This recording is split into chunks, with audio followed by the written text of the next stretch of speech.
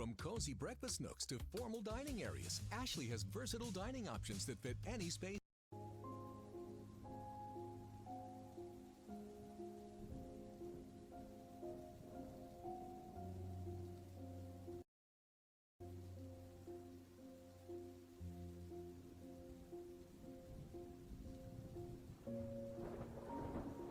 Hello, everybody. Welcome to a special stream.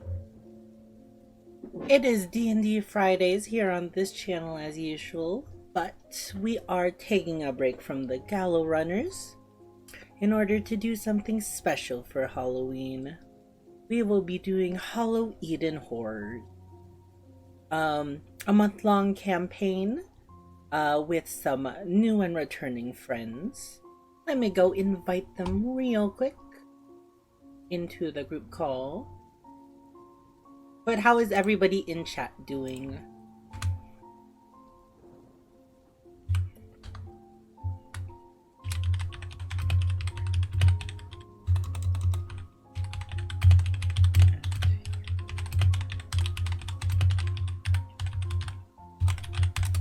Hi Beyond, welcome to the stream. Hello JC, how you doing today? Welcome, you can do it. Hooray D&D. Yes, we are back with D&D. Gotta make it quick. Hello, Delta. First of all, Eden's muted. Second of all, I need to take a picture of this guy's Ford Mustang because this is the guy that wakes me up at 2 a.m. every morning. All right then. Hi, Eden. Hello, welcome. Welcome, Howdy. friends new and old. Ooh, He drove off. this He some drove off. Damn it. spooky Hallow-Eden adventure. I'm excited. Yeah, I'm excited too. So we do have 4 people, but Raps will be joining us in a bit. Let's kick it off since we have both regulars from the Gallow Runners and some new people. Let's all introduce ourselves. First of all, my name is Heir of Eden. You can call me Eden for short. I will be the game master, the dungeon master, the spoopy master for this mini campaign. I know, I'm so scary. Ah, Oh, you gave me a heart attack. I know, I'm okay. sorry. I'll try to turn it down or turn it up. Who would like to go next for introductions? I'll go. Rat. I'm not Raps. No, he just joined. Oh, hi, Raps. I'm Beyond. I will be playing Blair. She is an alchemist artificer, tinkers with inventions, potions. About 6'6", tall and slender. Floor-length black hair, and underneath her yellow cloak, where what used to be flesh and bones replaced with cracked, petrified greystone, and her eye sockets are hollowed out with glowing amethyst haze. And she wears a thorn circlet given to her by the hag that transformed her into a hexblood.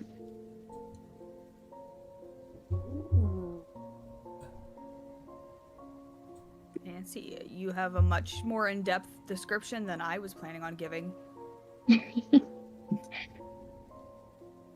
All good. Then would you like to go next? Sure. I was kind of thrown on the spot like 2 minutes ago with being told to make up a description. So, I'm Nat. I'm a bat, but in the campaign, I'm gonna be a vampire named Maylene. She may look familiar if anyone has seen Adventure Time. Yes, she is based off of Marceline, so if you've ever seen that, long black hair, usually wears a red shirt. I think she wears a red shirt. Yeah, daddy issues, all sorts of fun things going on with her. The daddy issues, I feel that. Well, welcome Nat to the table. Will be the first time I'm playing with you. Very excited for it. Same. Delta, Raps, who wants to go next? Delta can. I need. Can I take like 5 seconds? I need to grab my journal in my backpack. All right, then Oh. Raps. Okay. Where is it? I gotta find it. Alright. So, I'm playing Godfred Kavanaugh, who is a human paladin that has become a reborn. He was once said to be a very powerful user of holy powers, but that was from a long time ago, so he's a little bit rusty. He's slightly over 6 feet tall and is of a muscular build. He has long green-colored hair that reaches down to the bottom of his shoulders, though he has no distinct memory of what his hair color was originally 100 years before. His skin color has become disfigured, becoming gray and decomposes over time, though he still currently holds most of his facial features from before he was a reborn, resembling a very handsome man physically. His eyes shine in the darkness with an emerald green that could pierce through the thickest fog. And his chainmail that he adorns has been modified to have a skull on the shoulder from the force that revived him. But despite that, he still tries to stand proud as a holy warrior to mask anything unholy boiling inside him. And so, yeah. Awesome. Welcome to the table as well, Raps. And now we just have Delta. Yeah. Sorry about that. I had to get my journal. Hello. I am Delta Crash. You probably seen me before in the Gala Runners campaign. But nice to see everyone tonight. I will be playing a... Why did my character move? Eden! Eden! Ghost Mouse! No! Okay. Where do I begin? So this is human. This is a human that takes the appearance of a certain children's book character. Pandora is a very tricky and sneaky person. She loves to do a bunch of tricks when she can, but also has a compassion for the people she works with, her friends. But she mostly goes based off of the shrouding of mystery. I'm just gonna leave it off there. Excellent. And yes, welcome everybody to the table. Whether I've DM'd for you before or this is a new experience, I am so glad that you guys have come and decided to join me for this little game that we're going to be doing for the month. And yes, with that, all the intros have been completed. I think we are ready to jump in. Just a quick disclaimer. We will be playing 2 one-shots throughout this month. The first one will be called Stuff. And the second one, I will not reveal its name just yet. But both of them are derived from the book Nerzugal's Tome of Horrifying Adventures, which is available on DM's Guild. This isn't sponsored or anything. I just wanted to shout them out because they are the creators of this amazing story that we're going to be playing tonight. And yeah, with all of that underway, I think we can stuff.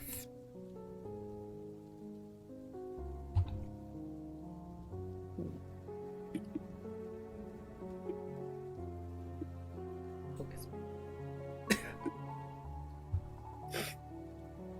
Misfire cameo. Oh my gosh. But alright. Oh, let me just turn off this ad real quick. Not the food ads. No. It started. Ooh, I love my in-universe ads. Totally. Listen, Guys, where'd that voice come from? Why is it offering me things? we totally didn't get a Chick-fil-A one earlier. But alright. We begin our story on a windswept road, with a shabby horse-drawn carriage making its way down the cobblestone bridge. Within the air, the feeling of seasonal change is very much evident. The summer heat has cooled down and is accompanied by a chill autumn wind. Trees once a verdant green, now crisp in colors of orange and reds, yellows and browns. Within the cart, we find the stars of our little show. 4 adventurers bound on their way to a journey. The 4 of you sit on the wooden benches, bracing yourselves for the occasional bumps of the unkept path.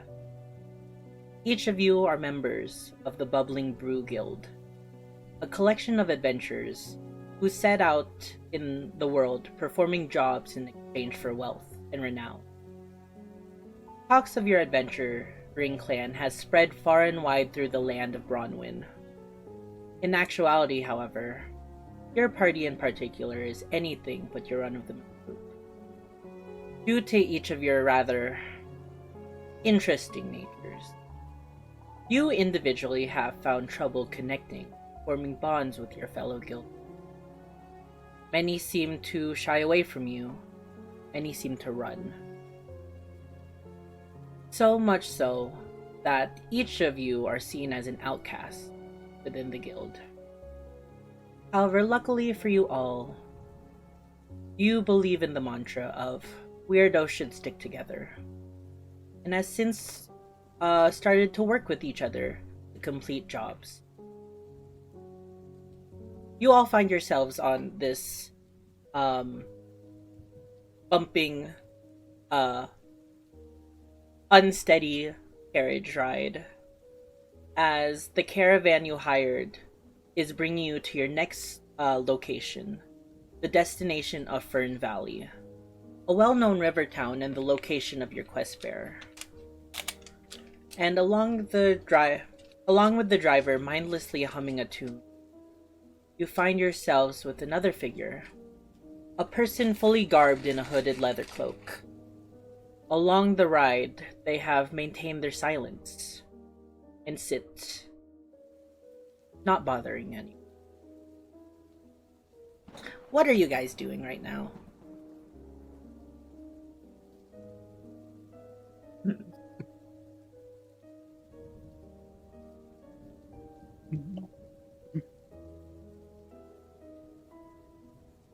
Let's see.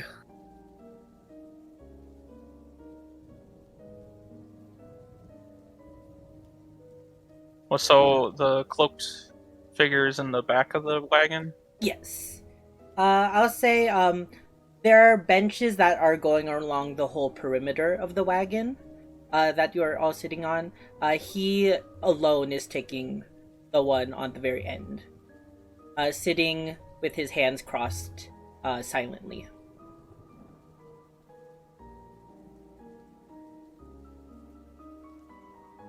I keep forgetting that I mute my mic.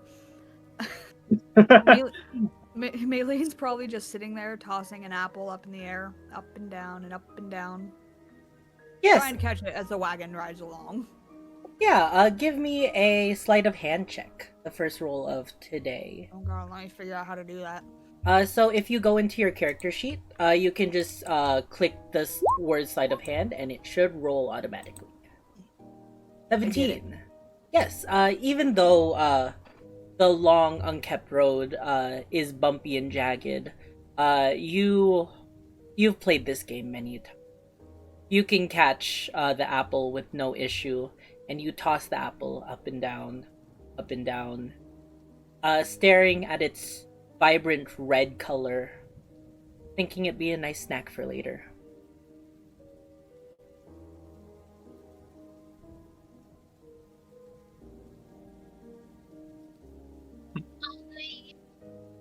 probably try to do experimental elixirs. All right. If I can. Yeah. I will say that you've taken using your cauldron that you carry along with you. You have been brewing up your experimental elixir, and you have just completed finishing up your bottle, corking it. On your shoulders, you feel a wisp with mass starting from one side to another, and it is your monculus barrel who stands upon your shoulder. And you hear this barrel is guy, girl, they, them? Guy. Okay. You hear Beryl say, moan out as his jaw moves unnaturally. Is that a new potion? I can't wait to see what it does. Me either, I said, kind of tilting my head a little bit, staring into the vial. Should I roll for its effects? Do you roll now or do you roll when you drink it? I'm not sure. I can post the thingy. Create an experimental elixir. When you do so, you use your action to create the elixir in an empty flask. You choose the elixir's effects from... Oh yeah, you can roll it then. Okay.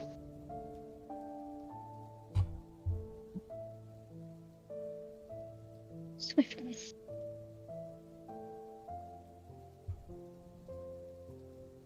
Yes, you got the potion of Swift. And, as you pour the brew and cork the bottle, your cauldron, which you use for many of your spells, and many of your, elixirs, seems to empty magically. But at a summon, you can summon back a caustic brew.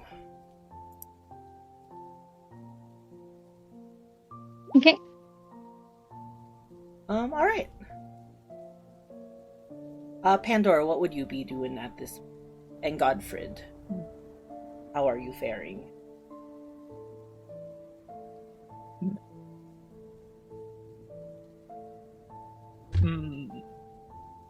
How close am I to the cloaked figure? You are probably maybe 6-7 feet from him. It is a relatively small carriage. It's about what you'd imagine farmers used to transport hay in. But this one seems to have been made in the intent of transporting people. Think of it as kind of a wheelbarrow ride or hay bale ride. What's that thing at? I think hay bale rides. Okay. So we're on a haunted hayride.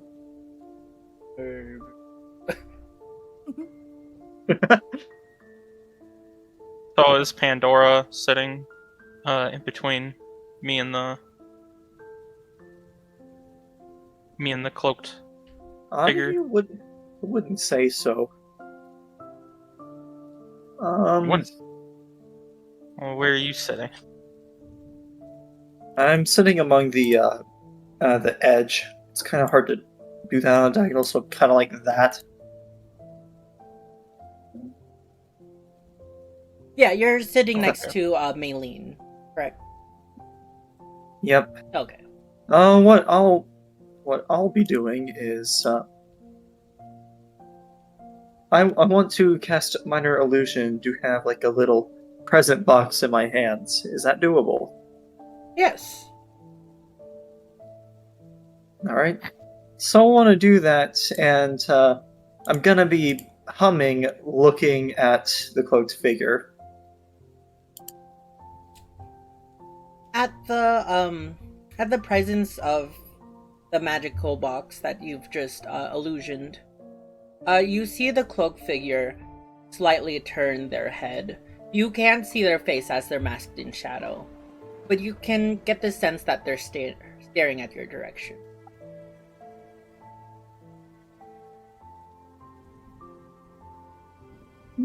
Well, you seem pretty quiet.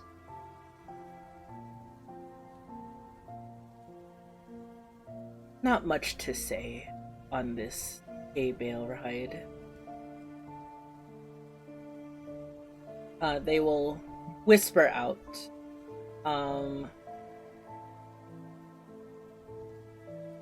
Tell me, what brings you four travelers around these parts?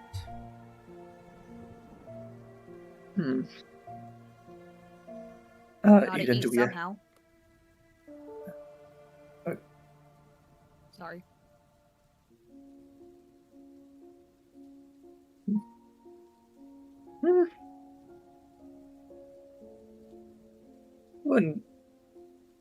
It wouldn't hurt to just have some money.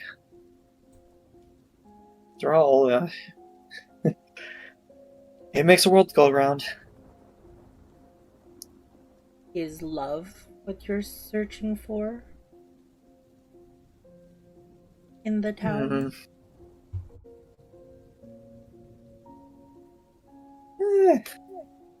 I don't know.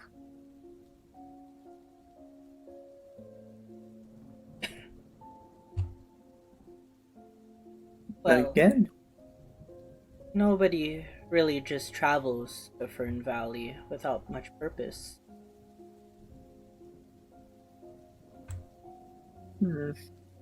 that is true, but why do you think love of all things? You said you were searching for. Wait, did I actually say that? I think so. Did I say that? I don't you remember. say you were looking for somebody? Oh, looking for some money. So Oh. looking for some money. Oh, I see. So riches is what you're looking for. Tell me, are you traders? Merchants? Perhaps? Traveling entertainers? I would love to hear your story.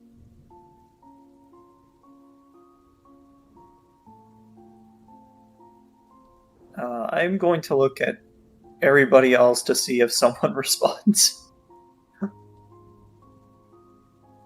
How about you tell us about yourself first? I'm just... I think you're kind of, scary looking to me. And that's saying a lot. Before I reveal myself, I must humbly ask, would you allow me and indulge me to enjoy your stories of in the future? With that, I can reveal who I am.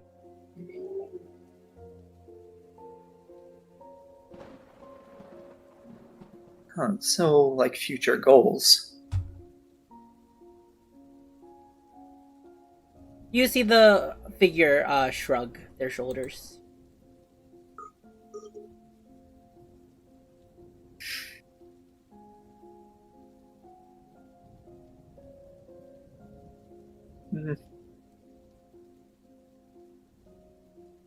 Will you indulge me?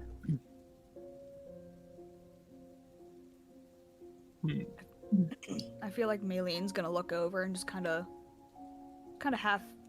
half sarcastically say, "If that so pleases your highness."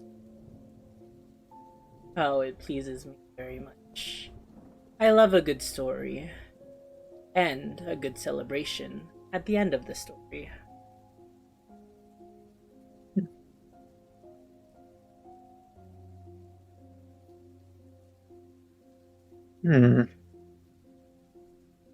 With that, the hooded figure will remove their hood, and you see something very odd. Where you would imagine a relatively humanoid man, is much more abstract, as their head itself appears to be a pumpkin. And on one side of their body, it appears they're wearing some sort of green tuxedo, while on the other side, it appears they're wearing a purple dress. And in their own hands, they hold a bowl of candies. As do that, they reveal themselves to look as such. I love this so much. It's a vibe. Hello, friends. You may recognize me. You may not. But I just all wanted to wish you happy holiday. As the god of celebrations and holidays, I wanted to wish you good fortune on the strenuous journeys ahead.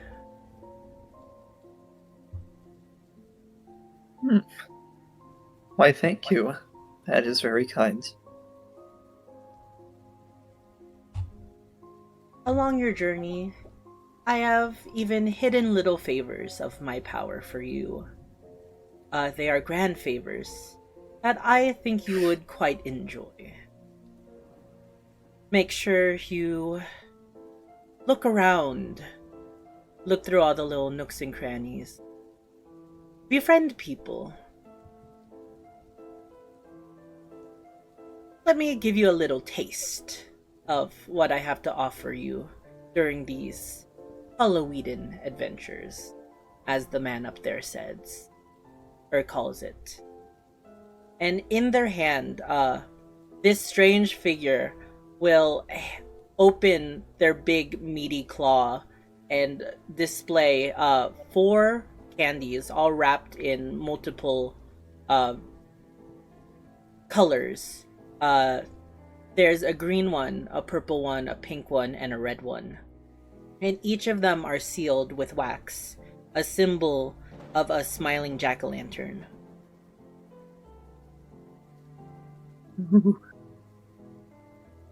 Jack-o'-lantern.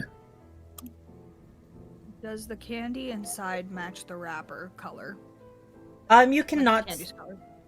There are no words on the wrapper, and from the candy, it looks, imagine like a hard candy, or just like the top of a Tootsie Roll. That's about the size of the candy. Do the colors of the candy itself match the wrapper, or is it just like what do they look like? You can't see the candy itself. It's still wrapped in the wrapper.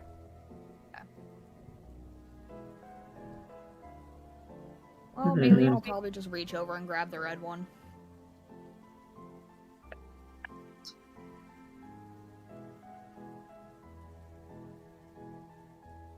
Right. Little tree of mine. And I'll kind of creepily smile as a thank you. They'll nod their head to you. I will set the illusion box aside and I will grab the pink one.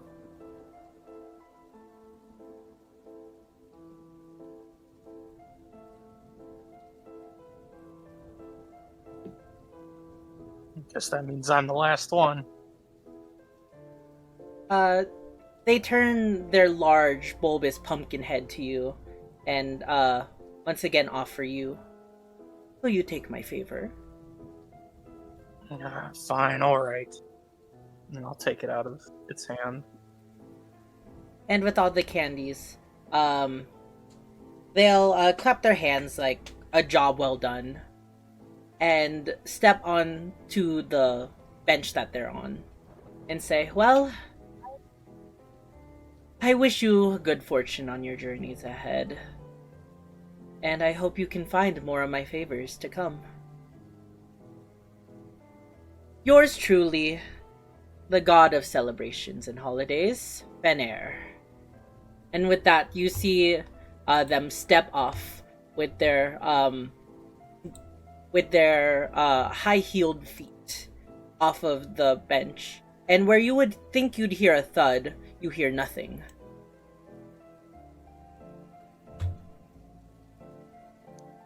Huh. Interesting.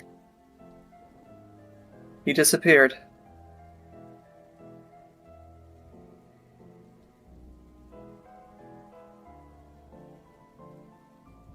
Quite a strange fellow. And when he disappears, you hear the sleepy cart driver leading the horses jolt up from what you assume he was probably dozing off, and he'll say, "All right, everybody, we have arrived at the town of Fern Valley." And just as you get above this large hill that you've been traveling on, you can see in front of you a large riverbank that seems to divide the land in half. And nestled along the riverbank, you see various houses and windmills. As you have arrived in your destination of Fern Valley.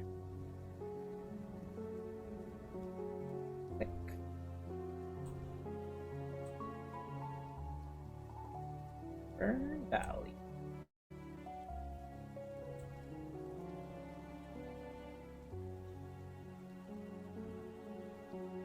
Let's see right there.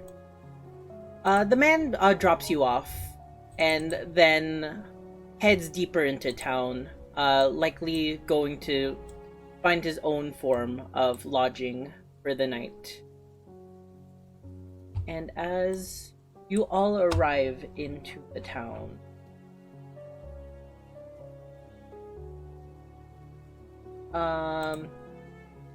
the town is bustling with trades as numerous barges and small trade vessels travel down the Osage River on their way to bigger cities to the south. There are half a dozen people sitting along the docks, casting fishing poles out of the river. As you arrive at the outskirts of town, the first building that greets you has a large sign reading "The Old Osage Tavern," oldest tavern in Fern Valley, in a large sturdy building. You smell the tantalizing aroma of freshly baked bread wafting into the air. But you are not here for pleasure.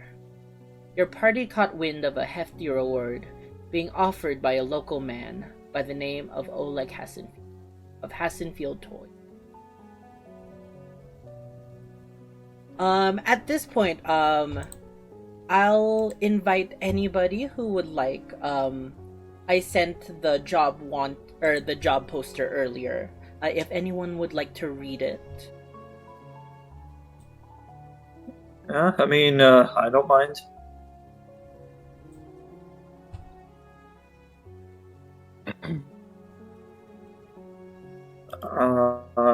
Here, let me. Okay. Pandora, you pull out the paper that you took from the job board at the guild hall. It gives you the information, and thusly says, "To whom it may find this request, my name is Oleg Hassenfield. You may be familiar with my namesake, as I am the owner of the Hassenfield Toys and inventor of the widely famous color blocks. I wish to hire a group of noble adventurers to find and help me reconnect with my estranged brother Boris. We have something of a historic rivalry which only escalated with our passing of our father. Things accumulated when 7 years ago he left due to different business ideals. I hate to leave things as they are, and I ask you to find him for me. I can give you more details in person. If you are interested, please meet me at my toy shop in the town of the Fern Valley, post haste. Reward, 300 gold pieces."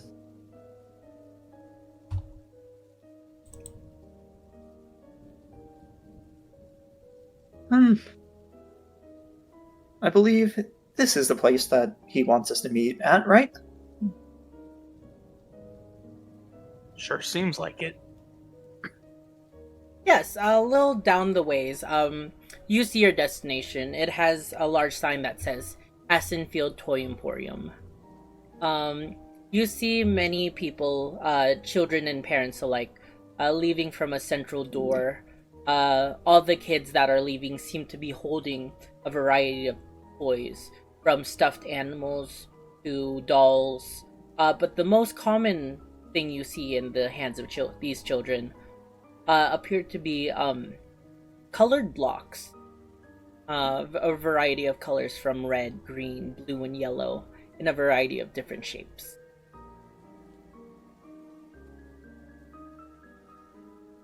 By blocks, do you mean kids have multiple blocks, or they just are holding a singular block? You see some kids holding like 2 blocks in their hands. One person's holding one and looking it over.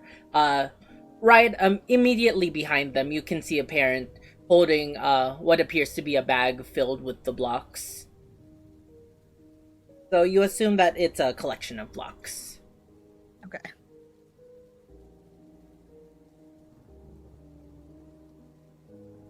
Well, I guess that's the direction we ought to head. Seems like it. I haven't played with toys in years. It's been... Can I get a toy? Of course.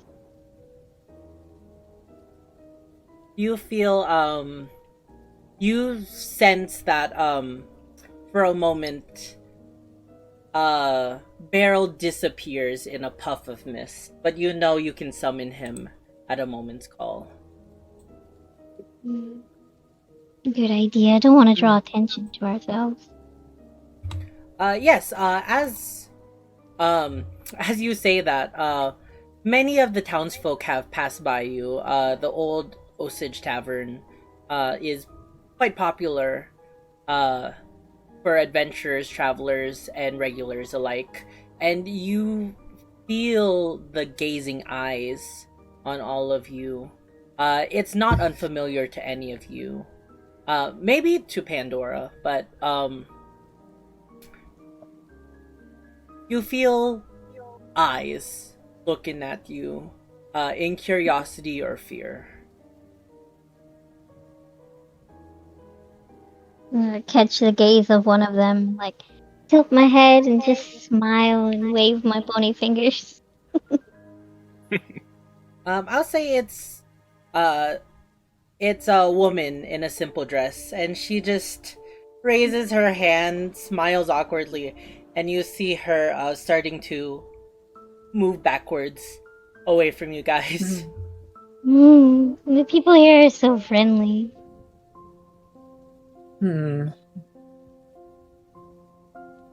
Normally there are a few gazes, but this feels oddly strange. Let's lighten the mood.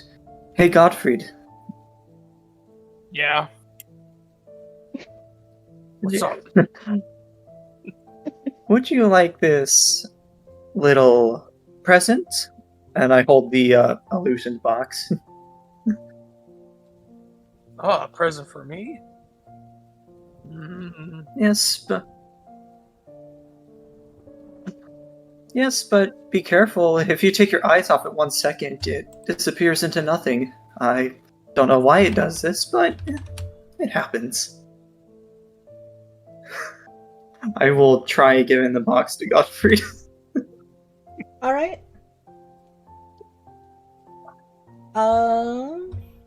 With minor illusion, I think creatures need to make a insight check.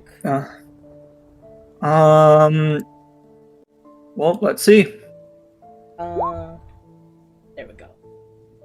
Investigation. Yes. And this.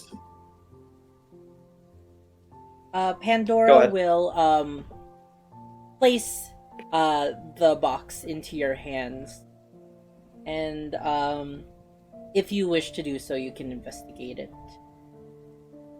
Okay. I'm gonna investigate the box.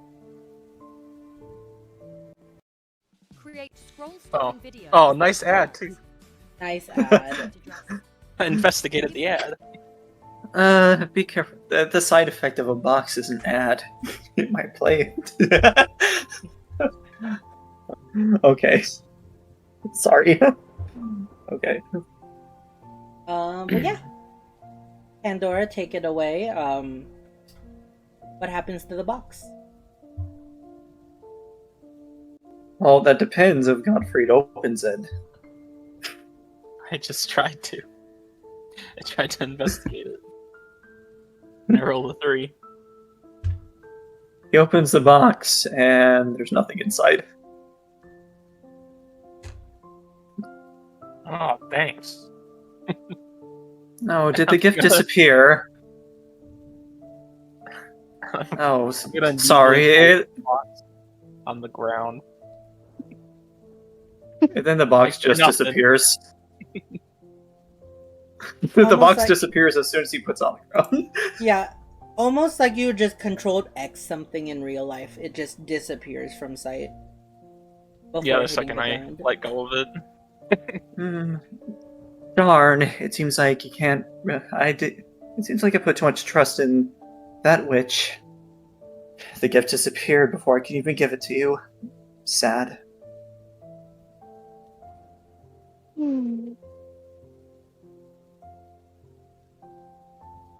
Well, if you're quite finished, shall we? I think we should. Yeah. Better to do this and then we can get out of here.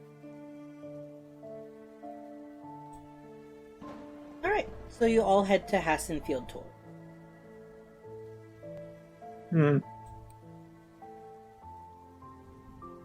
Yep. Yep.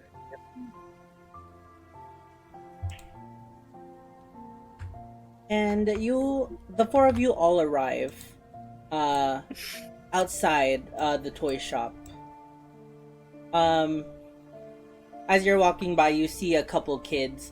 One stares intently at the four of you, not caring about the wooden duck in his hands, and just catch his gaze turning as he watches you walk past him. I want to smile again at him.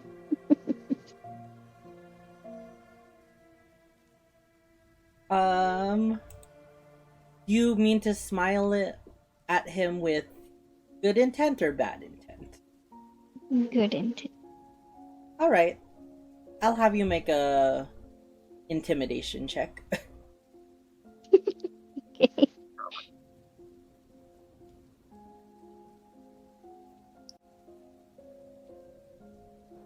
15. 15. As the kid looks at you, you smile and wave, and you see tears begin to well up in his eyes, and he starts to go,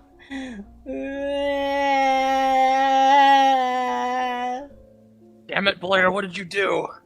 I didn't know this town had banshees in it too. Eh, he probably deserves it.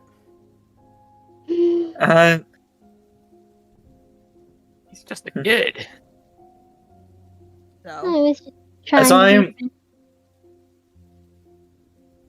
As I walk by, I am going to have... I'm going to use Minor Illusion to make little dancing music notes appear around me to try to entertain the child. Alright, roll me a perception, or performance, sorry. Performance. Performance. Ooh, wait, hold on, do I have a wild magic ability? Oh, wait, is it too late to use that? To give yourself advantage on it, you can. Okay. Yeah, I want to use that. That is Alright. my single charge for the day. What does a 16 give me? The kid's eyes welled up in tears. Will stop crying for a moment as he goes, oh, and then he sees the music notes dancing around. He's still teary-eyed, but he'll stop crying, and then he'll smile a bit at you, then look at everybody else, and then run back to his parents.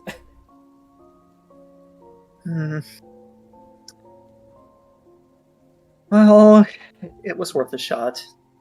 I will make the notes go away.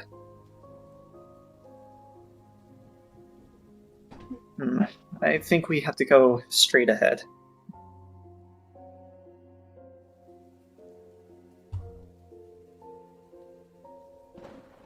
Yeah, gotcha. You open the door to the Hassenfield Toy Emporium, and you find it to be your run-of-the-mill shop.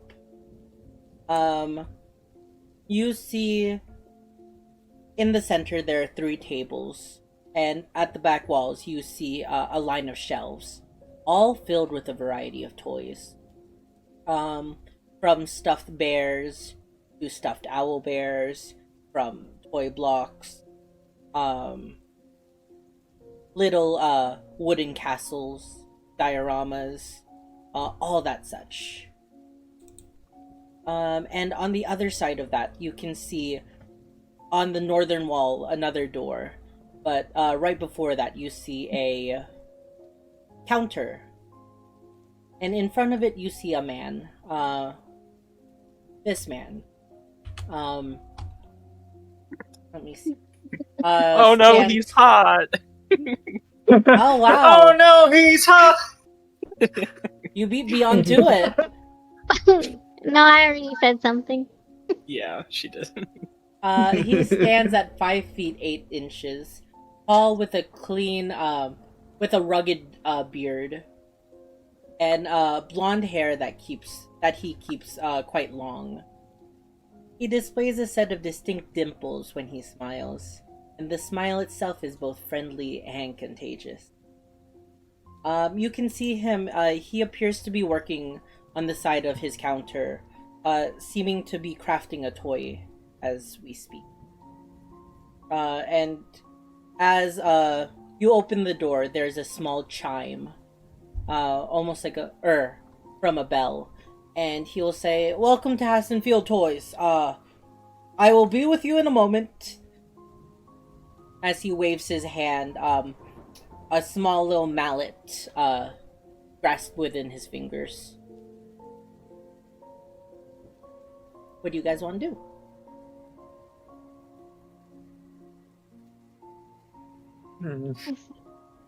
I'll just stalk around.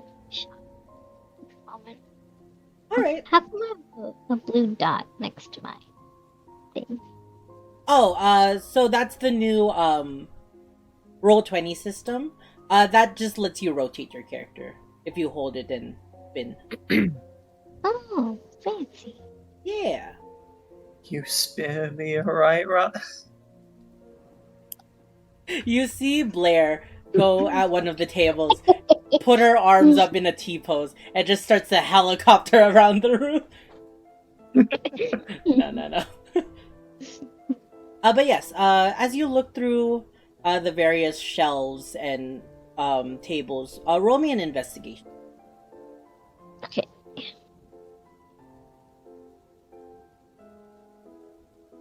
Well, You look at all the toys. All of them seem to be similar in nature.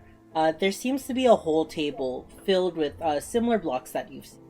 The multicolored, different shaped blocks. They all seem to be crafted from wood and hand painted, and they're very refined. And as you walk through, you see more toys until you get to the very corner, and you feel something different when you arrive at this corner. Sitting on one side of the shelves appears to be 3 dolls. You've seen there are other dolls, raggedy dolls made of fabric, wooden puppet dolls, but these dolls seem to be very different. They seem to be made out of porcelain or some other very delicate material, and they seem to look very realistic. And as you walk over, you almost feel as their glass eyes glaze onto you. I'll just stand in front of one and just stare it down, not blinking or moving.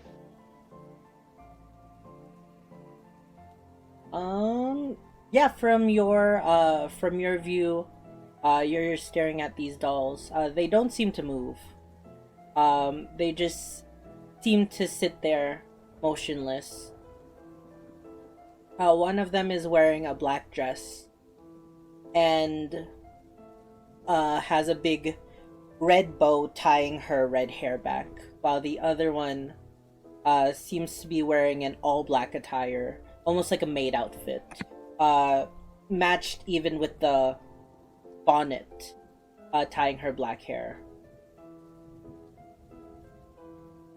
They're roughly, I must say they're about like a foot tall.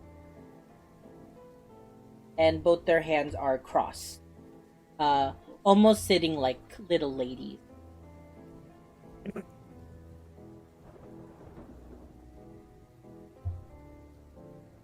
What's everyone else doing?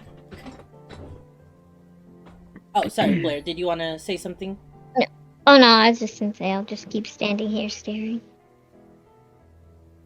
I feel like Maylene is just hovering over the guy working, just staring. Not trying to be menacing or anything, just hovering.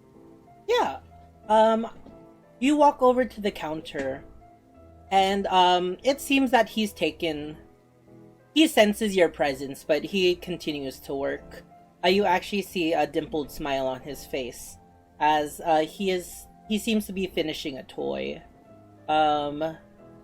The toy resembles a fat bird of black, white, and gray fluff.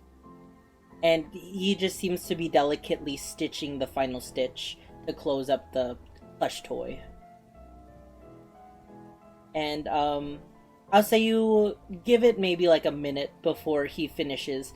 He says, "Ah, brilliant!" lifting up the stuffed penguin in the air. Can Maylene snatch it out of his hand? Not stealthily, but you can try to take it. What would I have to roll?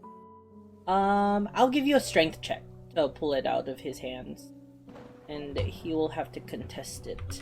I don't think... Oh my god. Oh, that's a strength save, but we will still take shoot. it. It's all good. Okay. Sorry, I just clicked a random one that said strength. Yeah. And as he lifts it in the air, he's kind of holding it like a small animal, and you just yank it out of his hands, and he'll turn to you. Hey! He yells at you. She's just kind of turning it over in her hands, like feeling it and just looking at it. Not doing anything wrong with it, just kind of looking at it.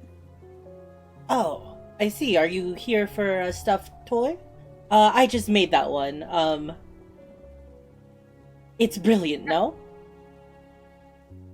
I mean, it's I guess cute. No, we're not here for toys, and she kind of like lightly tosses it back to him. He'll catch it easily. Oh, you're not here for toys? Something about a dude and finding someone. I don't know. I'm just along for the ride at this point. They might know more as she gestures to the band of weirdos behind her. I like to imagine Godfred is just standing, like, behind menacingly. Yeah. Yeah, I'm just standing there, staring him down. Staring there, menacingly. Your adventures. Here for my job? Yep, we recently got this little letter, and I'm gonna hold the commission letter. Yes, that's perfect. That I did intend for people to come here. Yes. Well, welcome everyone. Nice to meet you all. He'll put his hand out to the three of you. Just generally. I am Oleg Hasenfield. Pleasure to make your acquaintance. I'll shake his hand and just make an offhanded comment of, I thought you'd be fatter than this. Oh. Thank you? She just He nods looks- and kind of turns I- around.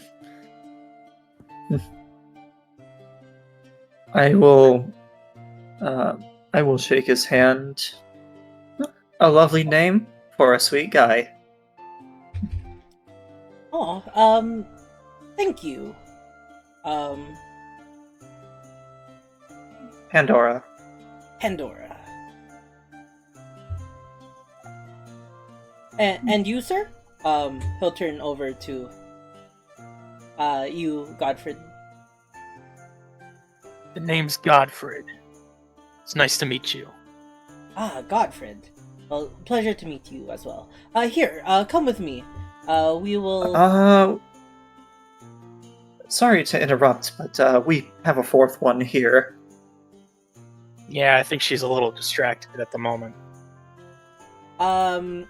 Staring all- at dolls. Yeah, you all turn over to just see Blair, almost like a statue, staring at a doll on a counter. Hey Blair, you coming?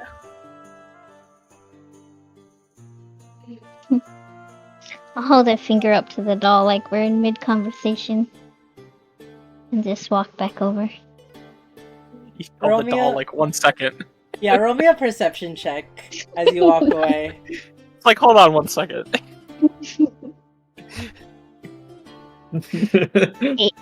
Eight. Yeah, you walk away and you are able to see your friends standing with a blonde man, the man behind the counter.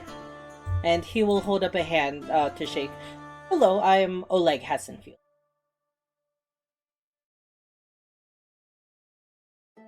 I'll just stand there. Stare. He'll awkwardly hold his hand out for like another second or two before like retracting it. Please, allow me and my wife to entertain you while I tell you about my blight. You see him pull out a key and unlock this door, and opening it, he welcomes you all into his living quarters. I say under my breath, a wife. Barbara, we have guests. Please fetch some tea for us. And standing next to a kitchen area, you see a dragonborn woman. She appears to be a blue dragonborn. In her hand, she's holding a tea kettle ready to make some tea. And she'll say, "Hello, everybody. Welcome, welcome. I'll have that right out for you. Please, come join me. Feel free to sit."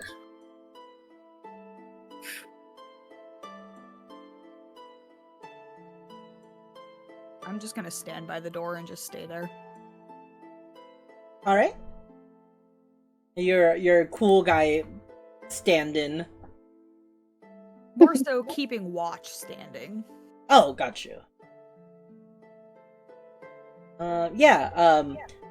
You look. I'll give you the best look around, Maylene. You look at the where you are now, and it appears to be a very simple living area. You see a table where you assume people go to eat, with 4 chairs around it. You see some furniture, but nothing too fancy. Maybe a couch, some tables, some books, shelves, and such. But you can tell they live very comfortably. Makes sense, makes sense. But yes, Oleg will start off. Thank you all, first of all, for making the journey. I hope your travel to Fern Valley was pleasant.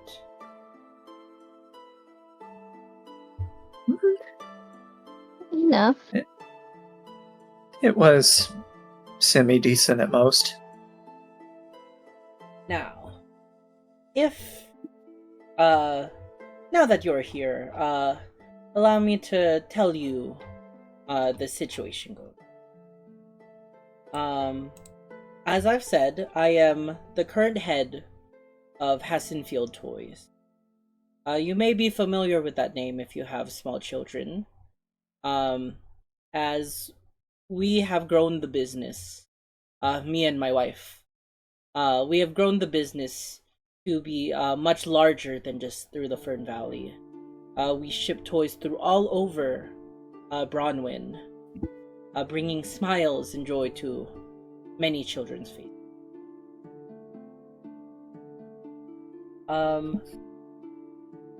The issue lies that I would not be where I am without my family. My father started the business, Etlam. And under his wing, both me and my twin brother, Borjas, worked diligently in learning our craft. After he passed away, our sibling rivalry became much more from rivals to enemies. And we had very different ideals of where to take the toy store when we took over. I myself thought simple toys were the way to go. No better use for, or no better power than a child's imagination, as I always say. So I thought simple toys, big colors, would very much appeal to children. However, my brother had a different idea. His forte in crafting was that of doll making. You, my friend, did you give him your name, Blair? No. Okay. You, my friend there, you stumbled upon, what's left of my brother's craft. And though my, wife makes some beautiful dolls as well, his dolls have been known to be very realistic and very, both time and cost, inefficient. I could tell. Yes.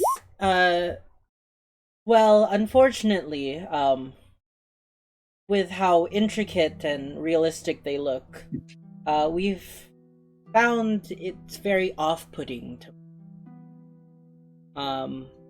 Unlike you, many people are disgusted and shy away from it, feeling fearful of what they look like.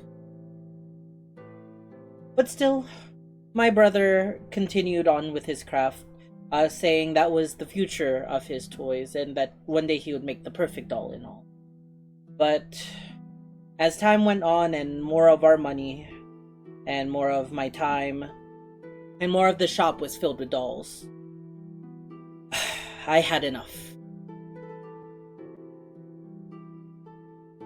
There was a night when we exchanged words and then exchanged blows. I'm not proud of what I did that night, but immediately after, he left the household and was never seen again from me and my family. That was about 7 years ago.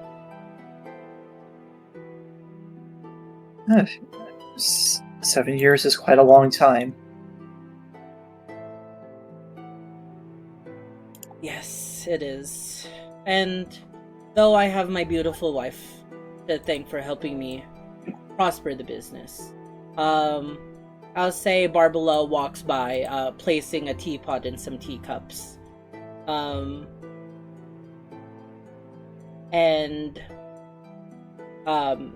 She will go over to give a kiss to her husband, and then pull up a small stool to join you all. I know that life is short, and I would hate to leave it off where my brother and I did. Especially now that we have children, I would like them to meet their uncle. And as he says that, this door opens here, and two kids come running out. Both a mix of dragonborn and human. Two kids, an older daughter and a younger son. The eldest looking no more than 4 or 5.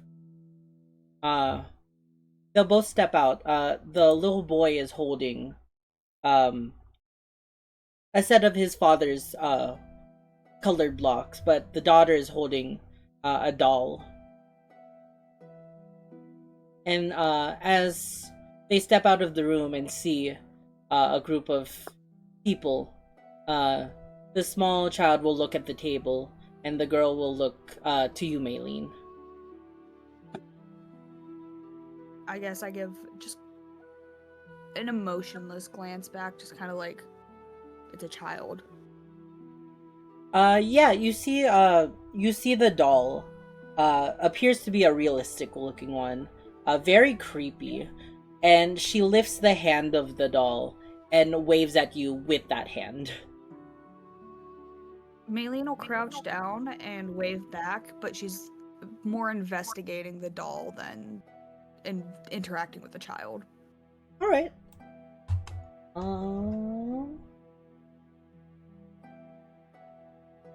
Give me an insight check.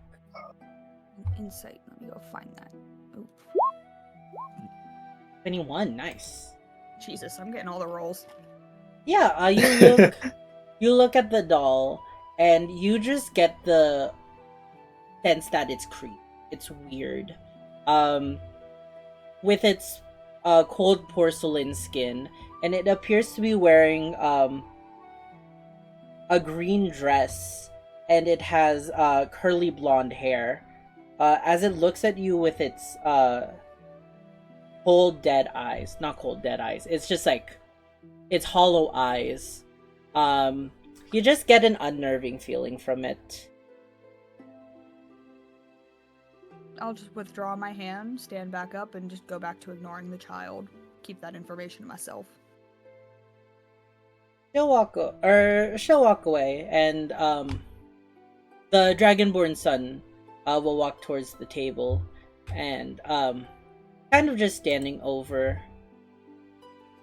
He'll watch as all the adults speak. And Oleg will continue. So that brings me to why I've brought you all here. It's a simple request. I ask you to find my brother. Though it's been 7 years since I have seen him, I've heard rumors and talk that he has hired people within the valley to aid him with a project. Rumors say that he lives somewhere in the mountains, but I have no idea where to start other than just randomly walking the whole Fern Valley looking for him. So I ask you if you could start the investigation and possibly invite my brother Boris back so that I can make things right.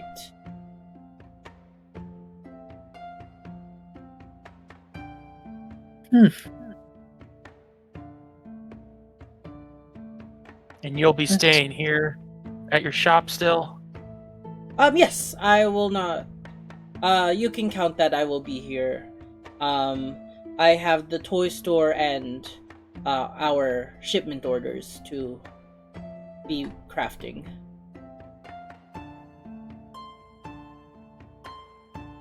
I see. Yes, I know it's a simple job, but as the note did say, I am offering 300 gold pieces for finding my brother. I just dearly miss him and want to make things right amongst our family. I am sure that is what our father would wish of us. And I am sure that is what would be best for our children. And you see the boy walk over and sit on his father's lap. He's kind of holding him in a hug. Is there anything else we should know about your brother before we leave? Yes. His name is Borjas. He looks similar to me. He is a human, of course. Brown hair. Unlike my blonde. He last thing, the rumor that I've heard was that he's hired a couple people to help him build his home up in the mountain. And there's a couple people that you might want to check on. I think the best people to start with would be that of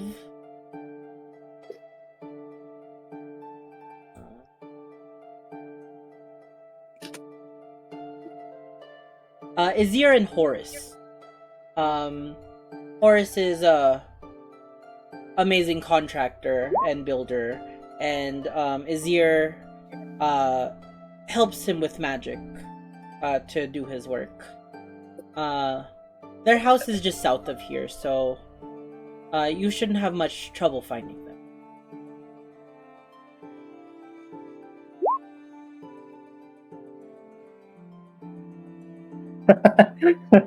Horus! It's horse now. I've decided. Magic horse! Magic horse! Horse. Yeah! Just to Say be something glad about a horse. I can't change the Is there a misfire. horse? Let me see.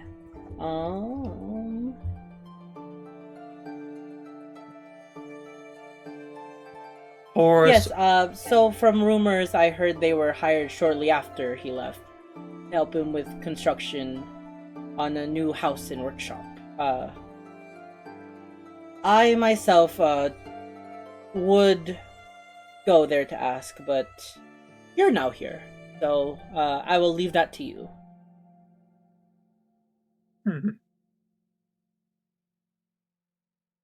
Okay.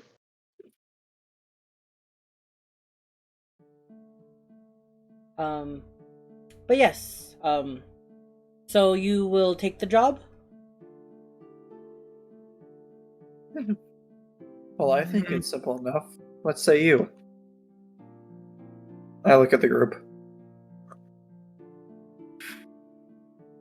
I would say so, but I'm just curious why it would take you 7 years before you want to find your brother. Well, That's a long time. Listen, as someone with family issues, I completely understand. I imagine you say that from like across the room. Yeah.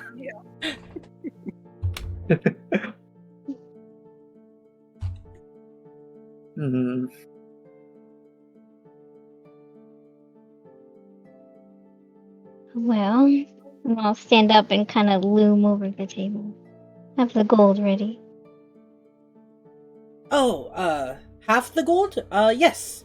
I can do that.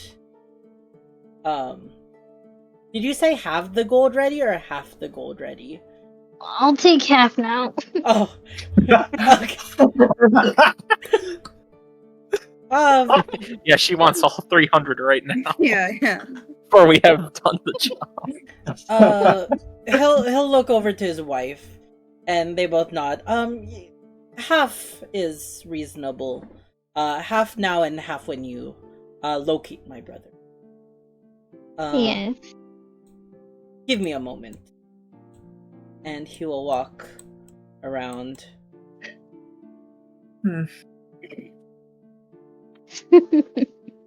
And disappear into this room. In the meanwhile, Barbara will look to you all. Would anyone like some tea?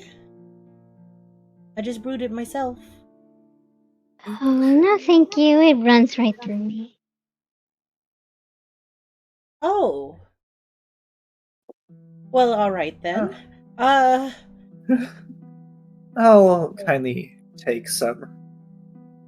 Yeah, of course.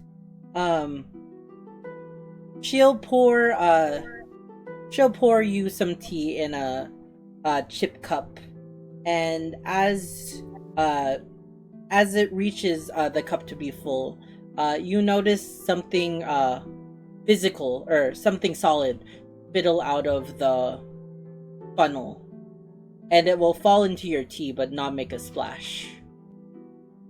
It appears to be an orange little wrapped candy. How did that get in there?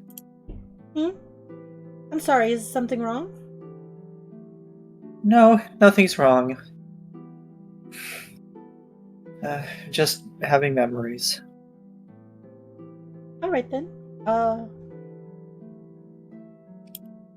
And she'll pour 3 more cups for the lot of you. Just if you're intrigued. Oh, I stop her and say, sorry, I don't actually need to drink either, but thanks for the offer. Oh, well. Alright then, I'll just take yours. And I'll take yours as well. She takes the cups in front of Blair and Godfried. And now she just has 2 cups in front of her. Can I look at it before she takes it? Yeah. She poured the tea. Nothing falls out like Pandora's. But you see a nice deep brown liquid filled within the cup. Can I grab the orange candy? Yeah. You can grab the candy with no issue. Darn, he's not shoving his entire hand into a boiling cup of water. No, unfortunately. Darn. No. Not this time. I'll be taking no D4 today. Damage. 1d4 boiling damage. Dies. God. He actually took 27 fire damage from not blowing on the tea before drinking. You have to Actually, roll a new character now? actually, I have resistance against that, so I take 14 instead. Sorry. Maylene ignores your resistance and punches you for the rest.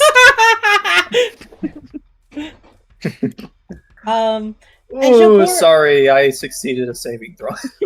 She'll pour a cup to you, Maylene, as well, and also offer. Would you like some tea? Maylene will take it in the interest of trying to figure out if she can drink it or not. Alright. Well, mechanically, there's nothing against you drinking it, so that's up to you if you want to. I'm specifically meaning, does it satiate her hunger? Like, because she has to drain the color red from things, so does brown have red in it? I would say it does, but not in the fact that you need, like, a pure red thing. Yeah, okay. So it's not satiating, it's just kind of like a nice snack. Yeah. Okay, so she sips. Yeah, Delta? This is gonna be like a little fun thing. Hey, Godfried. It's like, yes, Pandora. Can I use minor illusion to make like a D20? Oh my god. Like another illusion spell to me. A D20? Can I do that, Eden? Yes, you can. Would you like to test your luck today? Again. Sure, why not?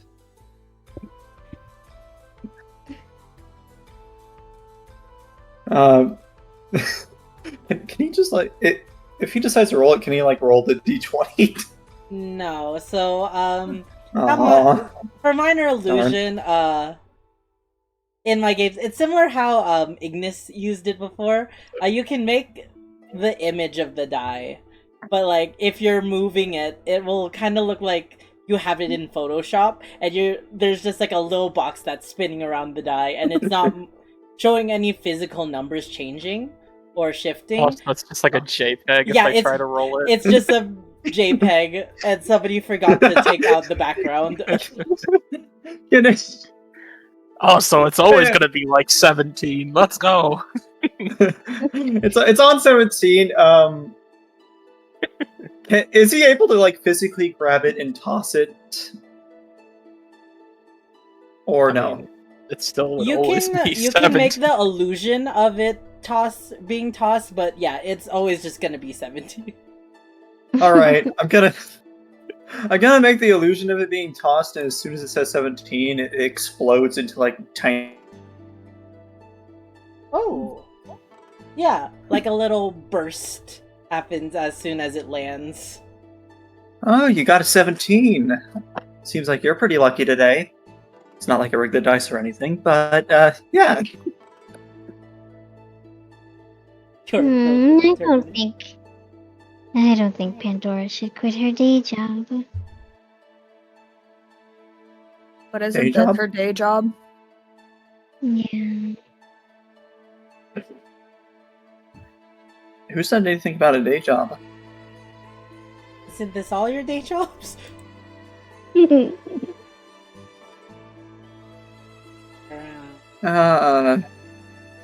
Let's not get into the complications of that. Yeah, it looks like he's back. Yeah, Oleg will sit down with a fine velvet bag.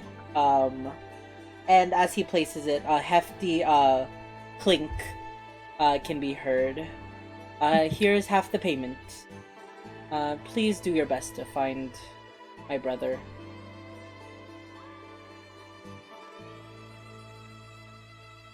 I'll take the Nope. bag. In my pocket. In my cloak.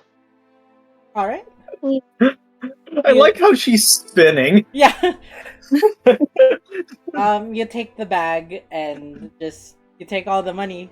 150 gold pieces. Aren't we eh. supposed to split that? We'll get the job done, don't you worry. Wonderful. And to answer your question, Godfred, to be truthful, I have sent people out in the past, kind adventurers, who took the job for free. But fortunately, I never heard from them again.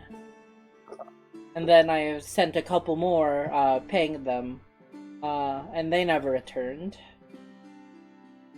So with me giving you a portion, I hope it's a show of good faith that you will not skip town and finish the job.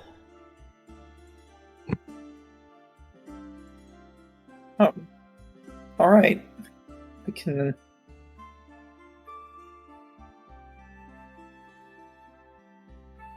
Well, I believe in us. I think we can do it. You have our word. Wonderful. Yes, if you need me or anything, feel free to come by. But I do hope you find my brother, soon. I have an eerie feeling about not making things right. Cool. Maylene just says cool and just turns around, walks out the door.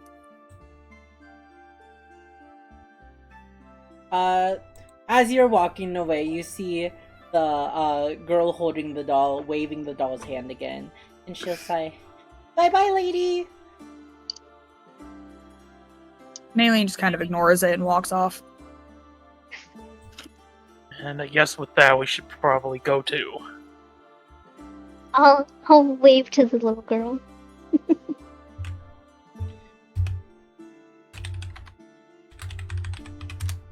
Then I'll also give her a kind smile, or as kind as I can make one. Yeah, you can still give a kind smile, and she continues to wave the doll's hand away from you guys.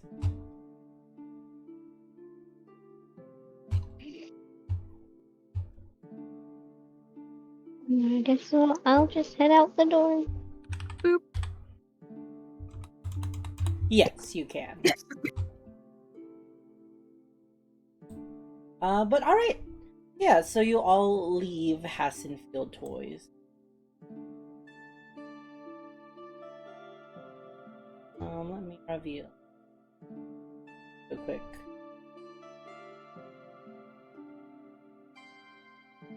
And as you leave Hassenfield Toys, you are left to explore the town.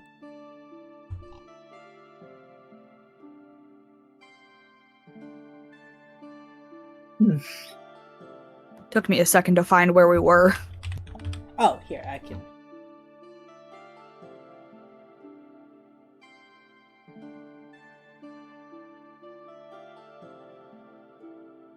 I don't know about you all, but I feel like we should probably get some supplies. You know, just in case.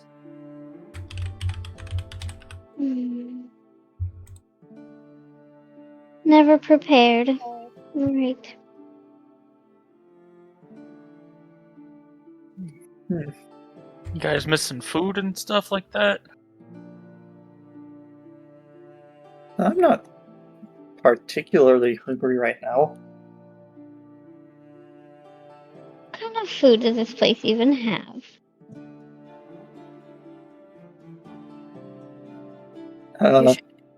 Blair, you should toss me a gold piece so I can actually like get stuff. Oh, okay. Well, I'll hand everyone like 10 gold. Alright. Yep, something's better than nothing. Even me, who's like rich. Yeah, I'll give you like 1 gold. You don't need it. Oh, thanks. Okay. I just want to say, beyond prior to this, it was like, I'm the poorest character. What am I supposed to do with 1 silver piece? And now she's just hoarding the money. Yeah, Beyond and I were both like, we're so poor. Money, please, sir. The second Blair could change that, she did. Hey. Got needs. And yeah, you exchange some coin and decide to go around town to start your investigation. You did hear you want to ask around Izir and Horace about anything about Borjas. But there's also some shops if you need to purchase anything. Can I look for a shop that has health potions? Yeah. You look around and you see a sign. It's an advertisement for the old general store that says, now selling health potions. And in parentheses, limited quantity. This seems like the place I need to go to.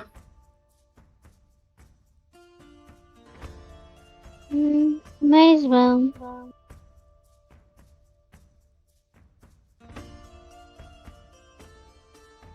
Alright. And she's still spinning. I know. She really likes that feature. It Spinning after every 5 feet. It reminds me. Seems like you. Go ahead. I was gonna say, it reminds me of the video with the wrestling coach referee dude that like slides along the ground. Like her diagonal reminded me of that. She's just sliding along the ground like that. I'm just imagining, do you, where there was like a clip of Family Guy where he's like, alright, hold back, if they play this song, I need some spinning room. And then this is the song, and then he just starts spinning around. That's just Blair just walking through the town. Yeah. You really like spinning there, don't you? What do you mean? I'm just walking. Just staring as she spins. It's not my fault, my stone witches. Alright, I'm gonna step into the general store. Alright, yeah. You step into the general store. You see a good amount of people, and there you see a tiefling man standing at the counter.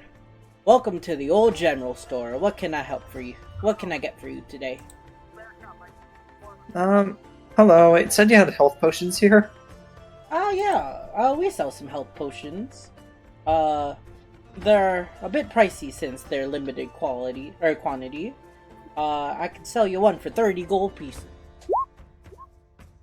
Oh, darn. How tragic. It's sad because I only have 20. Blair, could you help me out a little bit? Whatever do you mean?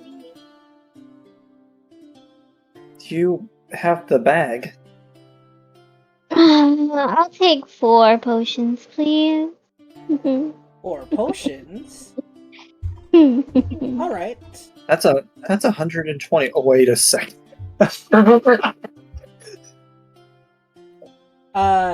Yeah, he'll pull out like a small little carton with 4 red potions of shimmering, or 4 glass bottles of shimmering red liquid, and place it. You sure you have enough for this, ma'am? I don't know. Do you have any discounts for weary travelers? I looked you over. I don't know. I think there's a spooky wood or spooky forest north of town. I think you fit better there. Is that so? We trade for a swiftness potion. Look, you pull out the swiftness potion. I will say your experimental elixir does not look like anything similar to a regular potion of swiftness.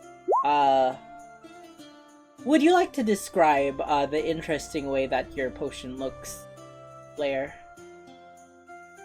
It's in a rounded glass bottle, and inside is a misty yellow concoction, and on the bottom sits a few fragments of bone and skin. Sorry, it's 120 gold pieces. I don't trade.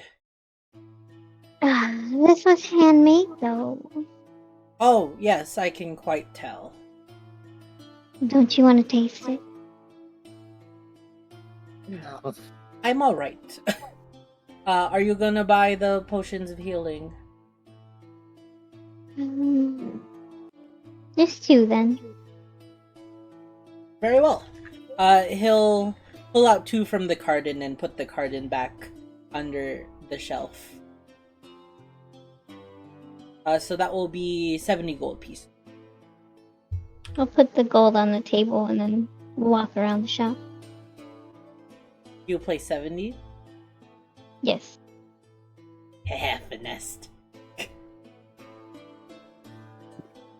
Wait a second, didn't you say that there were 30? Sorry. No refunds. As he slides the money back. Hmm. Am I in the see. shop too? Yes, you are. Okay, sir, you can be honest with us and you can give us the money back that we were supposed to. We were only supposed to pay you a certain amount. Yes, I'm pretty sure we did a fair transaction.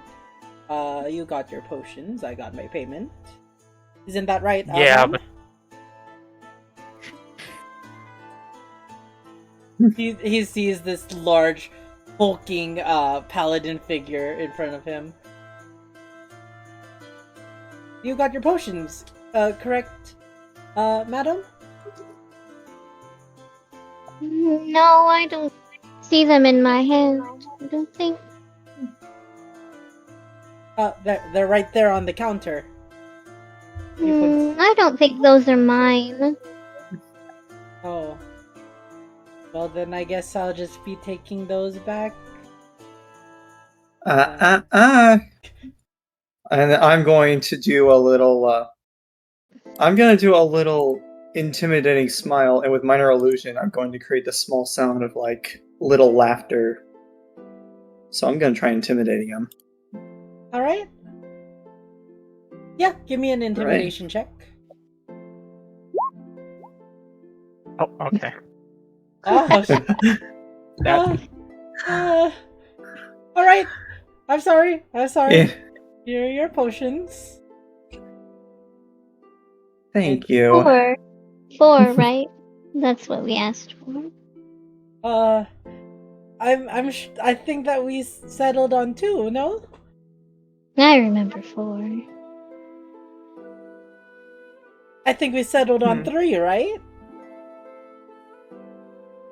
No, it 3. was definitely 4. Listen, it's 3 or I call the cops. We are the cop. I think 3 will very do not just. true. I think 3 will do just fine. Alright. 3. He'll pull out another one and place it in front of you.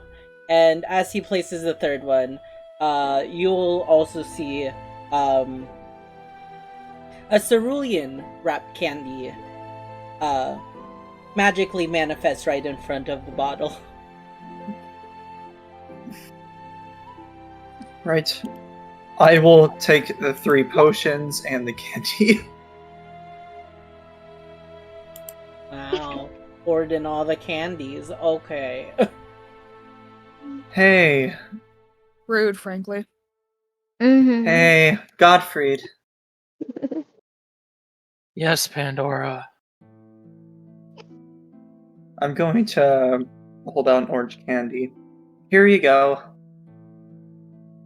No worries. It can't fade away this time. Oh, thank you. Right, I give him the orange candy. I just have this like candy hoard that I just won't eat. Why The not? candy from the pumpkin head, and now this candy. I'm like, I can't eat this, or I don't need to. It's fine. What was the name of that last candy, by the way? Like, how'd you describe it? Cerulean. I don't know how to spell that. CERU. Oh, okay. Yeah, there you go. Oh wait, no first L. Yeah, I was gonna say. Okay, Yeah, well that works. It's only the one L. Thank Can I you. tell if there's anything else of interest on the shelves or anything? Yeah, first of all, Maylene, I will say, the tiefling shopkeeper sees that you're looking at that bottle of wine. Ah, yes, that's our, most 1 silver piece priced bottle of wine.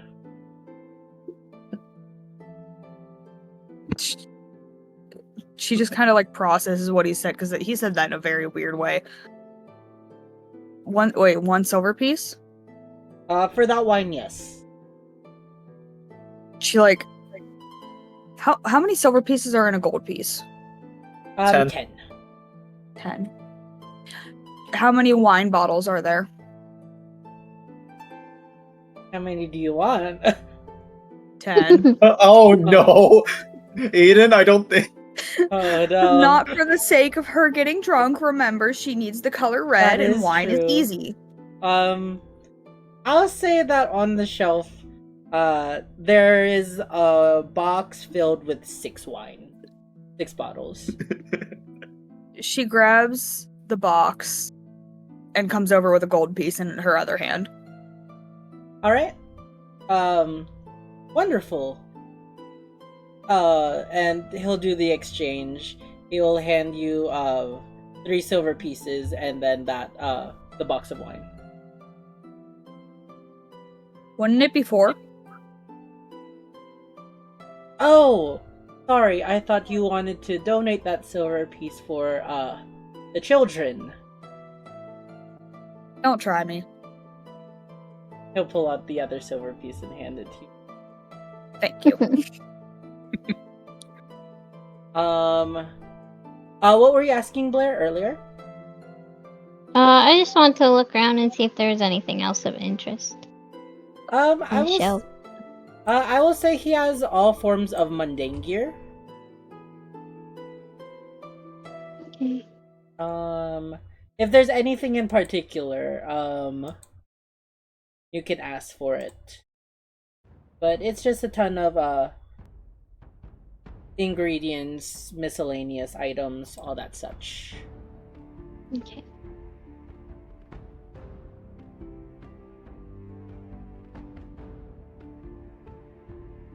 Godfrey, did you want anything?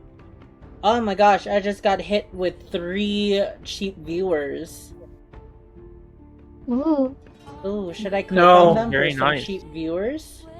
A You cheap should. viewer raid. Cheap Heck viewer yeah. raid, is that Oh the God, new hell yeah. thing? Goro! I don't They know. bring death to me. Our viewers are expensive. My viewers are priceless. Down. They're top tier. I'll get rid of them in a second. But, Godfrey, was there anything you wanted? How many health potions you got left? Potions of healing, I should say. He looks down under, 1 more. Sure there's not 2 under there? Physically, there is only 1 left. Eden, did I take 3 or did I take 3. 3 earlier? Okay. Just Oh, need yeah. to make sure that's written down on the sheet. Wait, I had to write it thought down for Blair the sheet. took 2. No, I left them on the counter. Oh, okay, For you so guys. so Pandora's just taking all 3. Okay. Yeah, so you took Yeah. 3. How much was it for one? 30. For one? He said that they're quite limited and still You know, you're right. This is my They're last more one. expensive than 35. traditional ones. Hmm. The demand just I'm went up, gonna. and the supplies went down. I'm so trying to. Oh, Can I do an intimidating glare again? He's Eden? already threatened you, but you can try again if you want.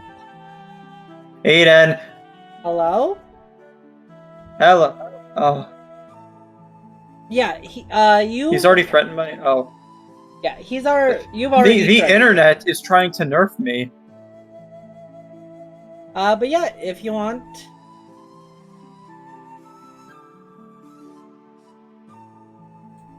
I like it when the internet makes me cry. Okay. Is it good now? Am I fixed? Yes, you're good. Are we golden? Yes. You've been okay for me. So Yeah. Can I? yeah. Fine. I'll just take a look at Godfrey to see if he's okay with it.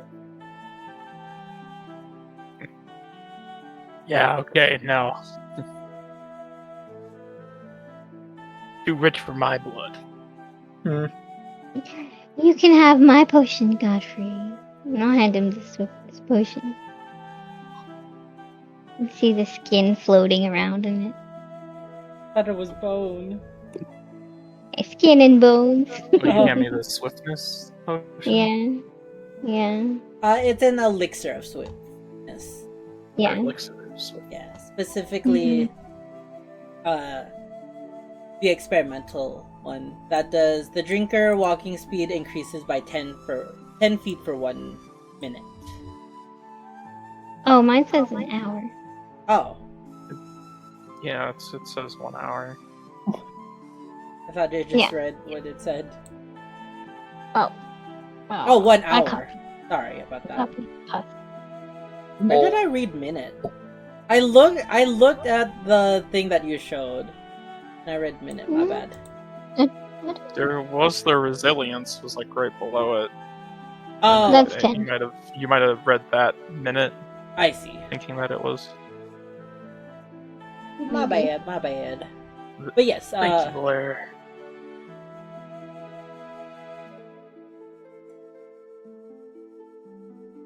now, No, I'm good. I'm not gonna support a business that wants to swindle people. alrighty. Well, if you don't need I walk anything out. else. I walk out.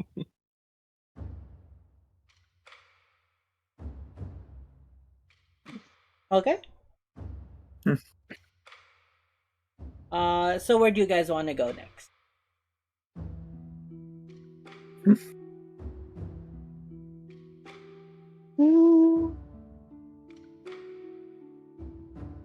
Well, we can go straight for the mission, or unless you want to head toward the tavern. Get it over with. What time of day is this? It is midday.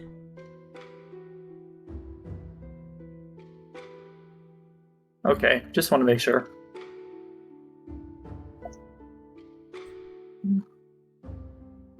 I mean, I'm set.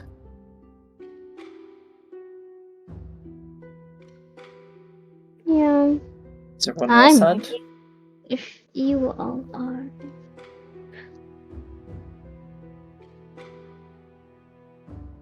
I wonder if we can find more information at the tavern about this Boris Well, guy. don't we still have Horus and Ether to tell us more? I suppose. I mean, we're already close to their house, so Yeah, how about you go there? right.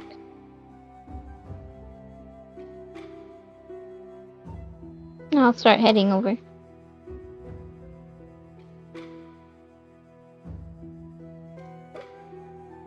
I will follow. Had to help the mission. I guess Spinning! She helicopters over. Flies in the air and helicopters over.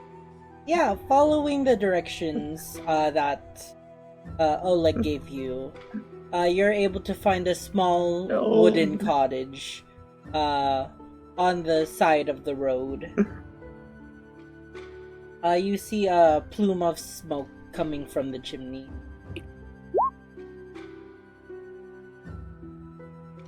May lead is helicopter! Helicopter! Helicopter!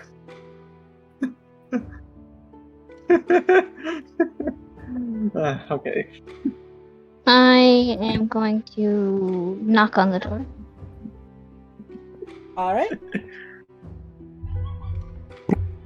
So Ow. you rap on the door a few times. Just knock, knock, knock. And after a few moments, you hear a big brutish voice say, "I'll be right there."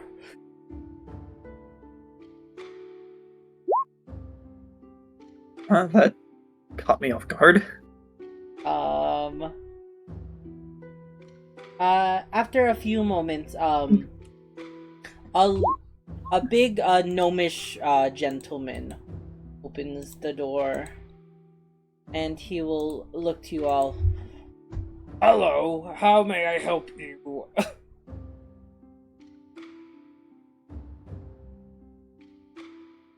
"Hello?"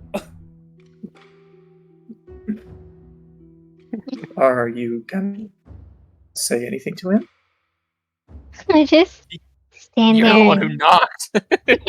Yeah, Like, he's face to face with you, Blair. And he's also probably just about like 5 feet. So he's looking up at you. Hello? I'll just smile really wide and just continue staring at him in silence. Okay. Very. And then he starts, he Very. goes to go close the door. Wait. We're I here for commission. Oh, you want me to build something for you? I put my hand on Blair's shoulder to kind of move her a little to the side so I can get in, and I tell him, actually, we were sent by Oleg. He said that you might have some information about his brother. Who is it, dear? Over Horace's shoulder, you see, an elfish, man with, silver hair. Oh wait, let me move you real quick, Pandora. Yeah. It's like, Oh, nothing, sweetie. It's just these people were asking around for, Borjas.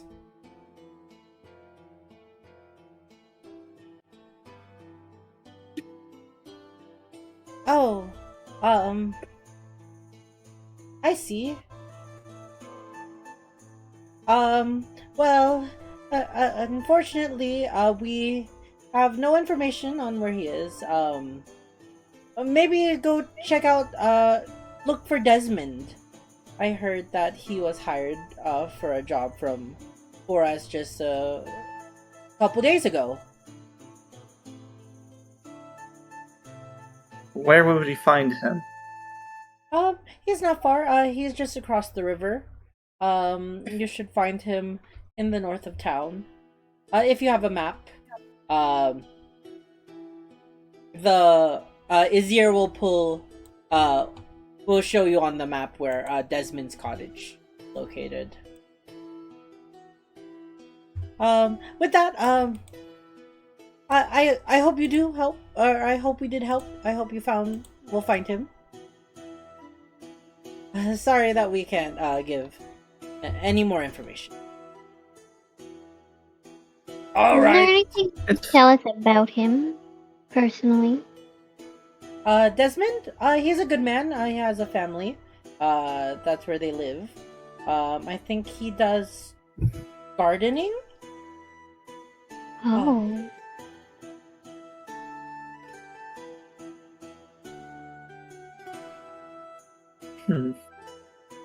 I do so love Well, gardening. some information is better than no information. So, thank you. Yes.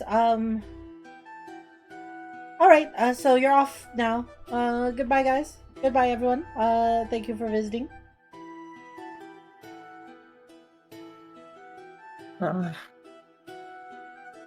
You're welcome.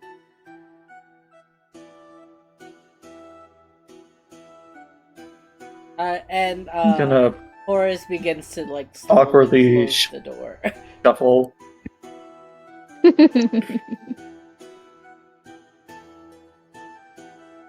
Okay, well, that was incredibly awkward. You should try smiling more. Says the one that's always stone cold to everybody she meets. It's called being friendly. You should try it.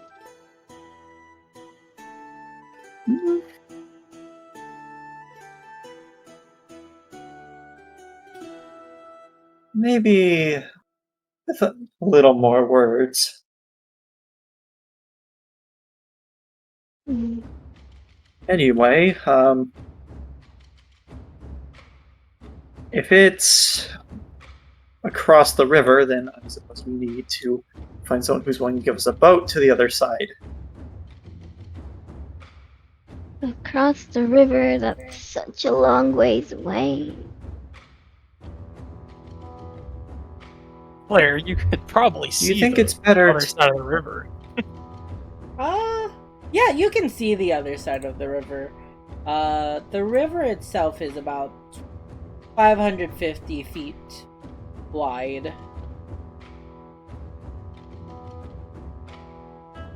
Do you think That's it's right there, better if Blair. we try to It's get... like a 5-minute boat ride.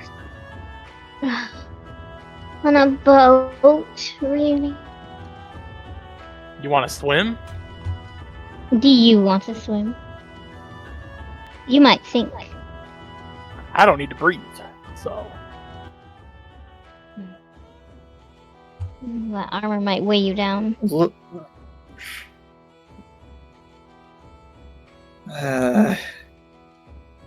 It's like you're testing me to just walk directly into the river.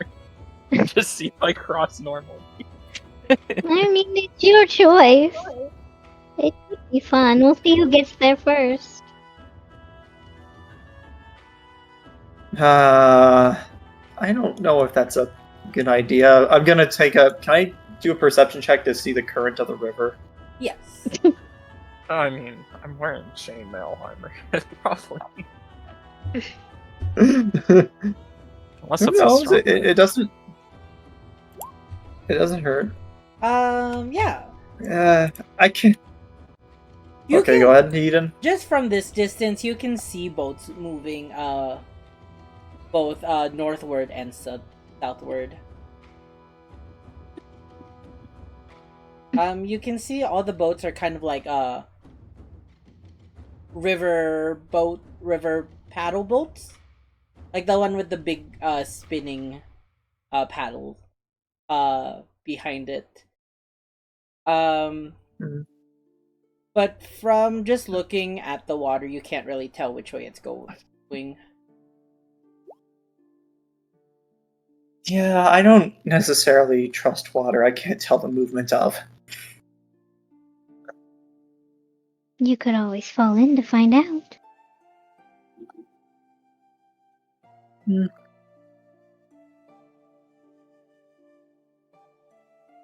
Nah. As much as I am the tricky person, I'm not gonna fall into the tricks of a current. We'll find us a boat then.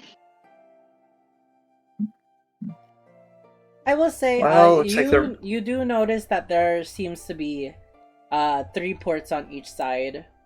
One here, one right in front of you, one down here. There's 2 of them. Right here. There's a 3rd one. all the way at the 3. bottom. Though, I guess we haven't gone down that way, but... Well, we seem to be next to one of the ports. Let's see if we can get a boat ride to the other side.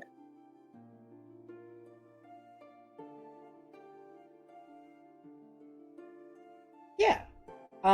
So you head into what appears to be a big building built on the edge of the riverbanks. And as you enter, it doesn't seem to be fully interior, as it seems there are big openings on the other side where there are docks for boats to park and to board and unboard passengers. And actually, as you just walk in, you see a boat leaving the dock and beginning to pedal westward.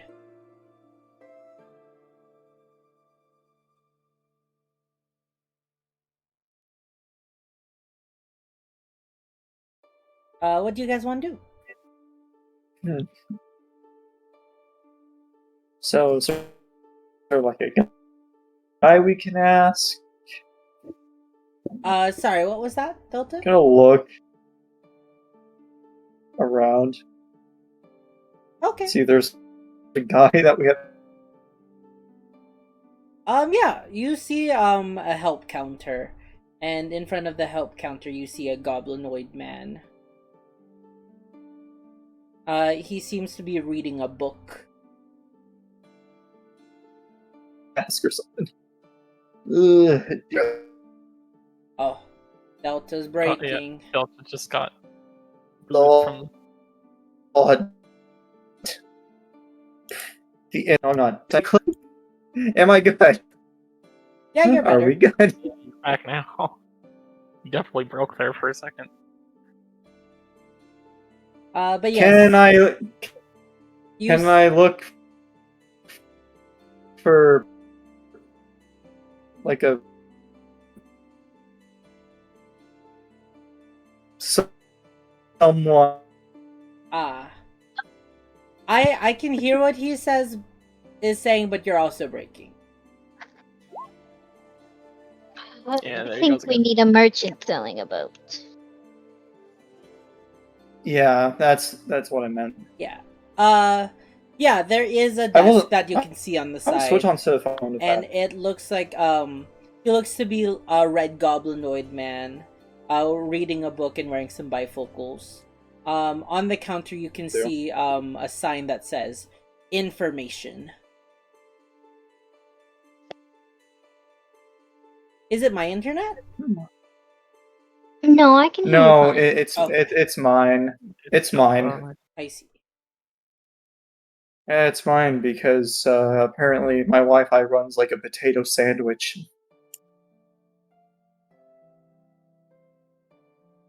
But yeah, you see a red goblinoid man sitting at a counter reading a book. There is a sign that says information next to him.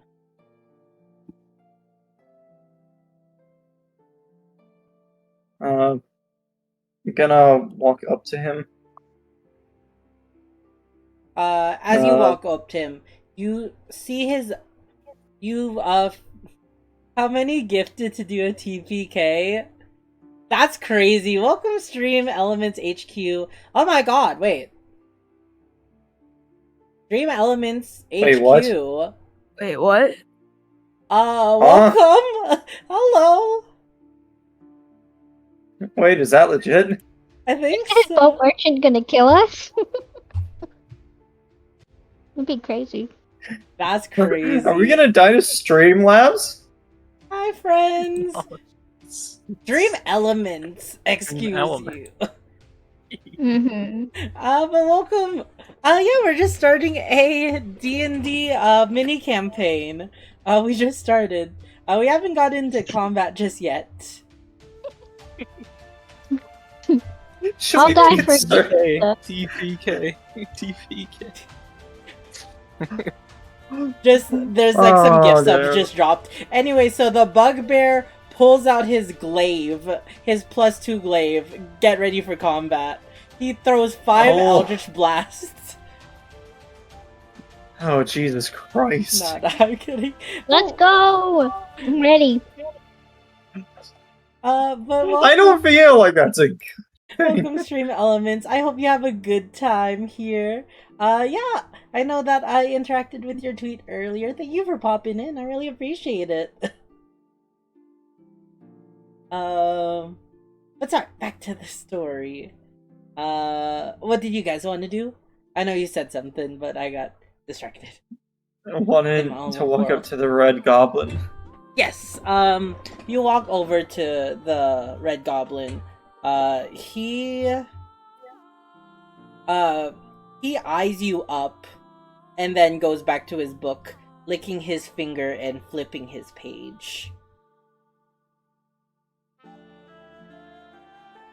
Huh. Listen, don't hello tell him. there. Five gift subs and I'll TPK. Next battle. That was a joke. That was a joke. I'm kidding. I didn't hear it. What did you say? Nothing. I didn't say anything. Eden, am I gonna have to scare your little goblin? The I will if I have hobgoblin to. will glance up to you and say, "Information. Do you need anything?" Don't want to interrupt. Yeah, No, you're all. Oh, sorry. You're all good, Stream Elements. good. You're not interrupting anything. Go ahead. I just appreciate you for coming by. I hope you're having a great night. And yeah, Feel He free to asked listen. if you needed any information. Are you deaf? No. I thought Eden was talking to the chat for a second. I was Need confused. any information? Yeah. He just keeps repeating himself. My Can friend you- is hard of hearing. I apologize. Do you? He responds with just an and then flips his page again. Goodness. Do you know what we have to do to get a boat to go to the other side? Public boats come every hour. Oh, did the last one leave just right now? He'll turn his head towards the empty docks. Looks like it, sir. Ma'am, but thank you. If you want, you can, there are private boats that can take you to the island or the other side. But we don't handle that. Flips his page. Do you know where we can find a private boat? There are some still on the dock. And he'll point his gnarled finger. You do see some smaller boats. Mainly like rowboats and like small paddle boats. Smaller paddle boats, at the area.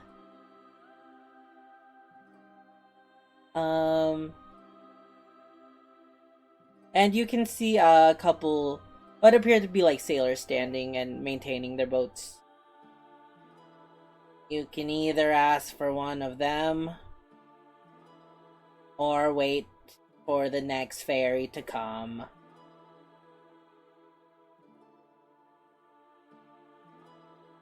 Well, do we want to wait or do we want to get the private boat? I'm gonna ask the party this. I'm not rowing a boat. No, come on, it's a lot of fun. A lot of good work, too. But yeah, it's Good been luck. going really well. We just started I vouch the we have time to one-shot, kill, so or not might as one-shot, well the go mini and ask campaign. somebody. Has been very fun so far. Having a lot Or of you fun Either can we do every ask or time. we're gonna wait. Hey, I mean, you've got the muscles for it, don't you?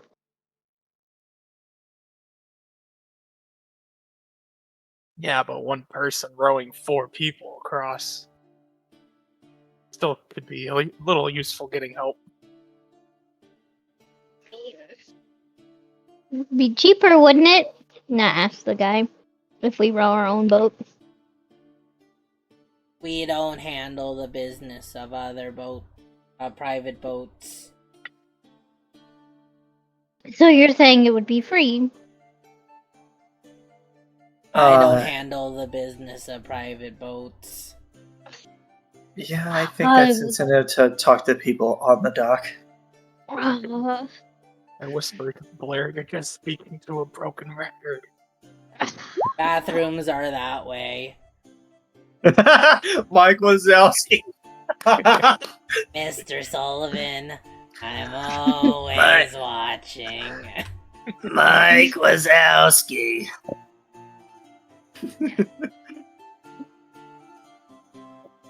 well, let's go find one, I suppose.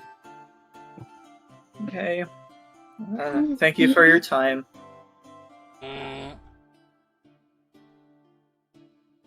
Maybe we could borrow one. And how do we plan on sending it back? Well, we have to get back to Hansel Fieldman anyway, so.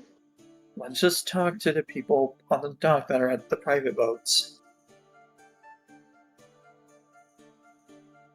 Fine. We'll look around and see if there's anyone near a Break boat. on them. Yeah, I'll say you see 3 sailors, each with their own vessel. You see a human an elf, and a halfling.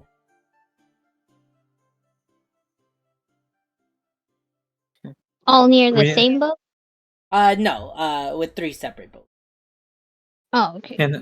Can I do a perception or some kind of insight to see how strong they are? How strong they look. strong they are? You plan on fighting them? Yeah, No. roll me insight No. checks. Or one No, insight they, check for the 3 of them. Oh darn! I can't tell anything. Yeah, from their outfits that they're wearing, you can't tell their builds. But we can like tell their normal features. Yeah. Okay. Seem like normal to me. Let's see if we can talk to one of them. Don't forget to smile. No worries. I can do some smiling, and I'm gonna look at her. I'm gonna have the minor illusion do the little laughs again as I look at Blair.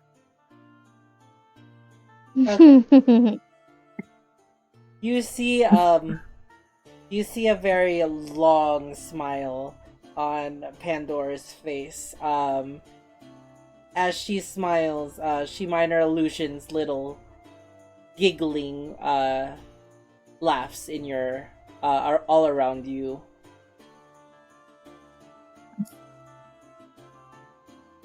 Is that better?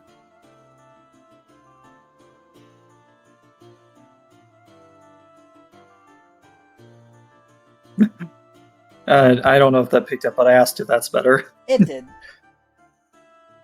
Okay. Alright, what do you guys want to do?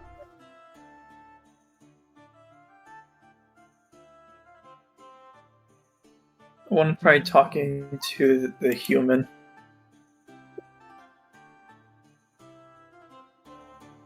The human? Alright. You walk over to the human.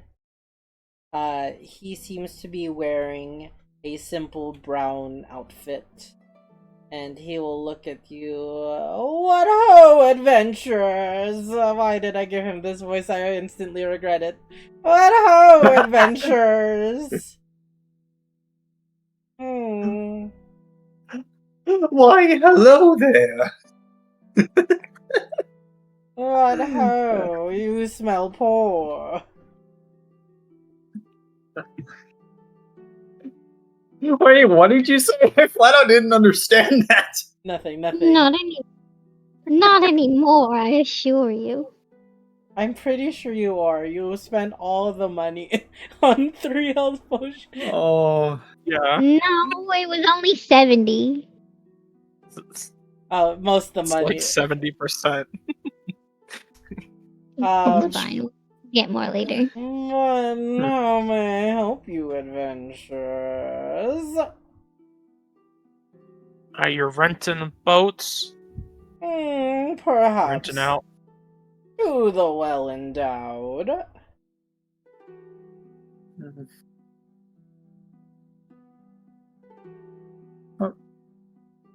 Alrighty.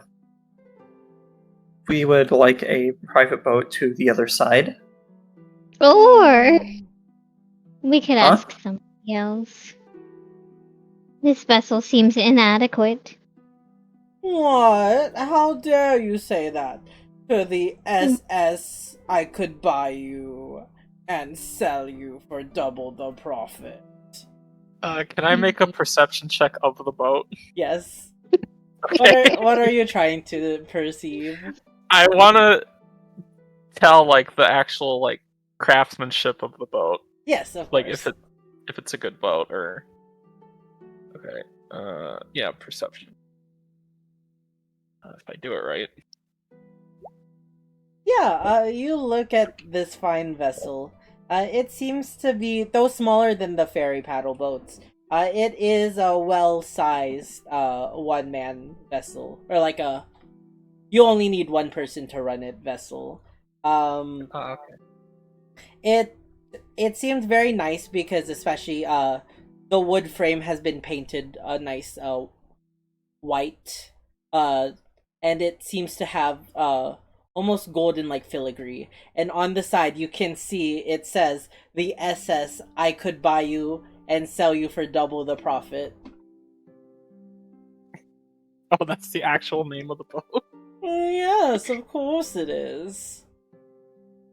Isn't Seems that a inadequate. little? Seems a little sketchy. Well, I rent my luxury vessel for those willing to pay for a luxury experience. We're just going across the river. Well, I can get you across the river after the 2-hour karaoke and bottle service package. I'm okay. And I'll just walk away and go find the other person. I didn't gonna- want your money anyways. I'm gonna look to the side and I'm gonna try to trick him with a minor illusion by making a whisper behind him so he just turns around.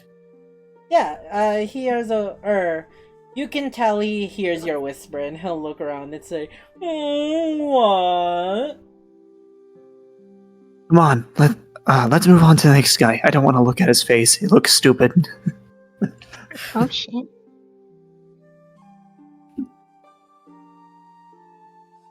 Alright. I'll walk up to the halfling. The halfling, yes. You see a stout man. Probably 3 feet, just goes up to your knees. Blair. And you see him, meticulously, taking care of his boat. His boat looks like a shabby rowboat. That could probably just barely fit 5 people. And he's whistling a happy tune. He's like do do do do do do do do do do do do do do do do and as I whispered to... what's up? I was gonna whisper to Blair. I'm like, you sure you want to have this boat? Oh, I love this tune. And as you approach him, he stops whistling. He seems to be taking a cloth and wiping some varnish. I think that's the right word. On the boat, making it all shiny. Oh! Yeah, that's varnish. Hello! How may I help you?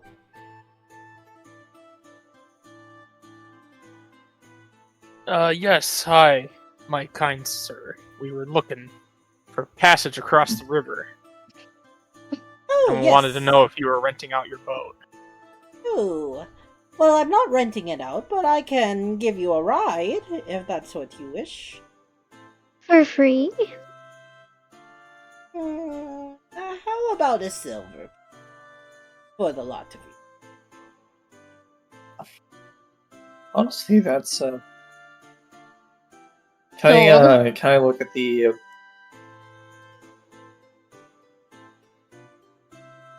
No, just get in a boat. She said sold. And him a silver and get in a boat. Yeah, you sit at the very head of the boat.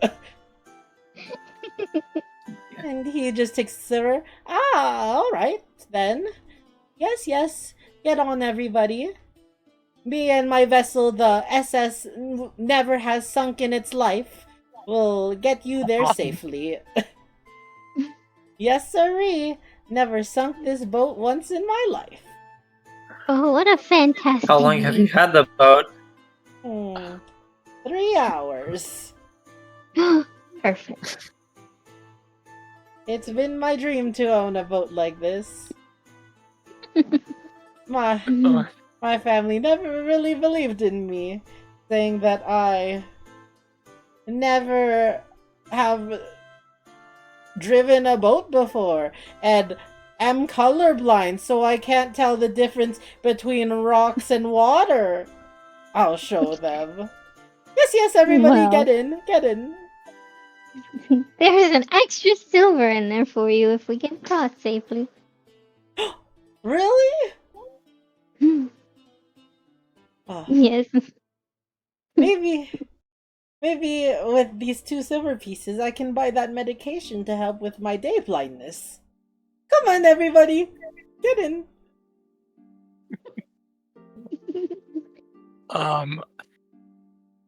Looks a little too rickety for me. I might not wanna go on the boat. Oh, pish posh, pish posh. I just got this boat. It's brand new from the junkyard.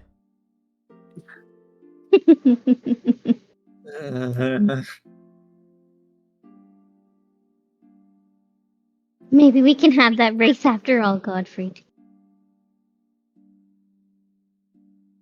Something just screams misfortune. That's just your upper lip. Misfortune?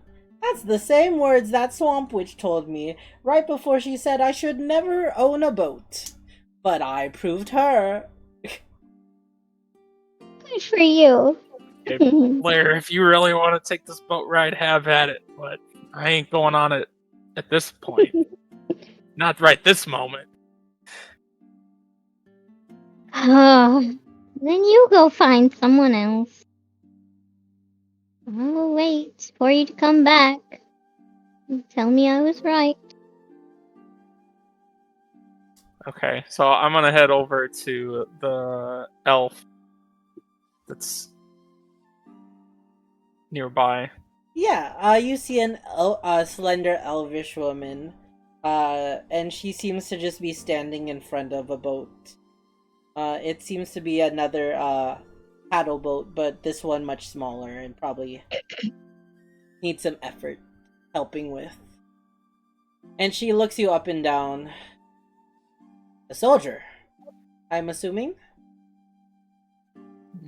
Once upon a time, yes.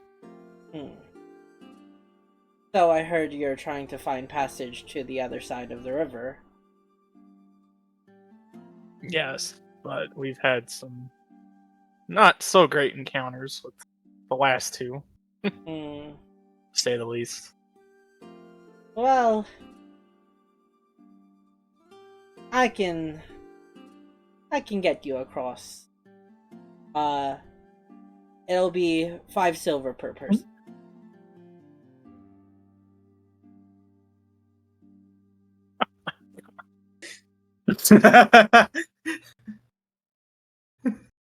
Oh, what Maylene says.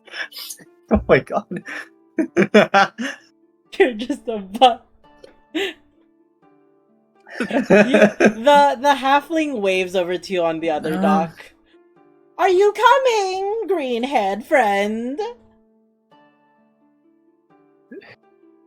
We have to hurry before the sun sets. I also have night blindness.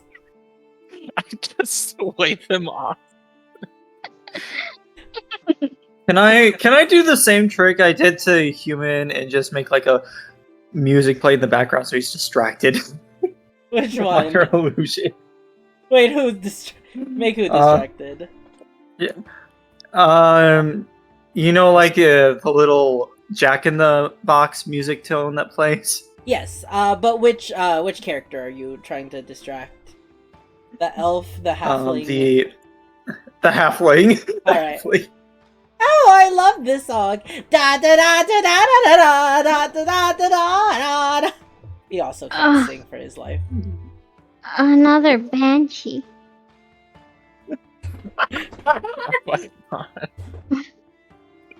Is your friend coming? Wait, where are you going? Can I keep the silver piece? Yeah, I'll just smile really wide.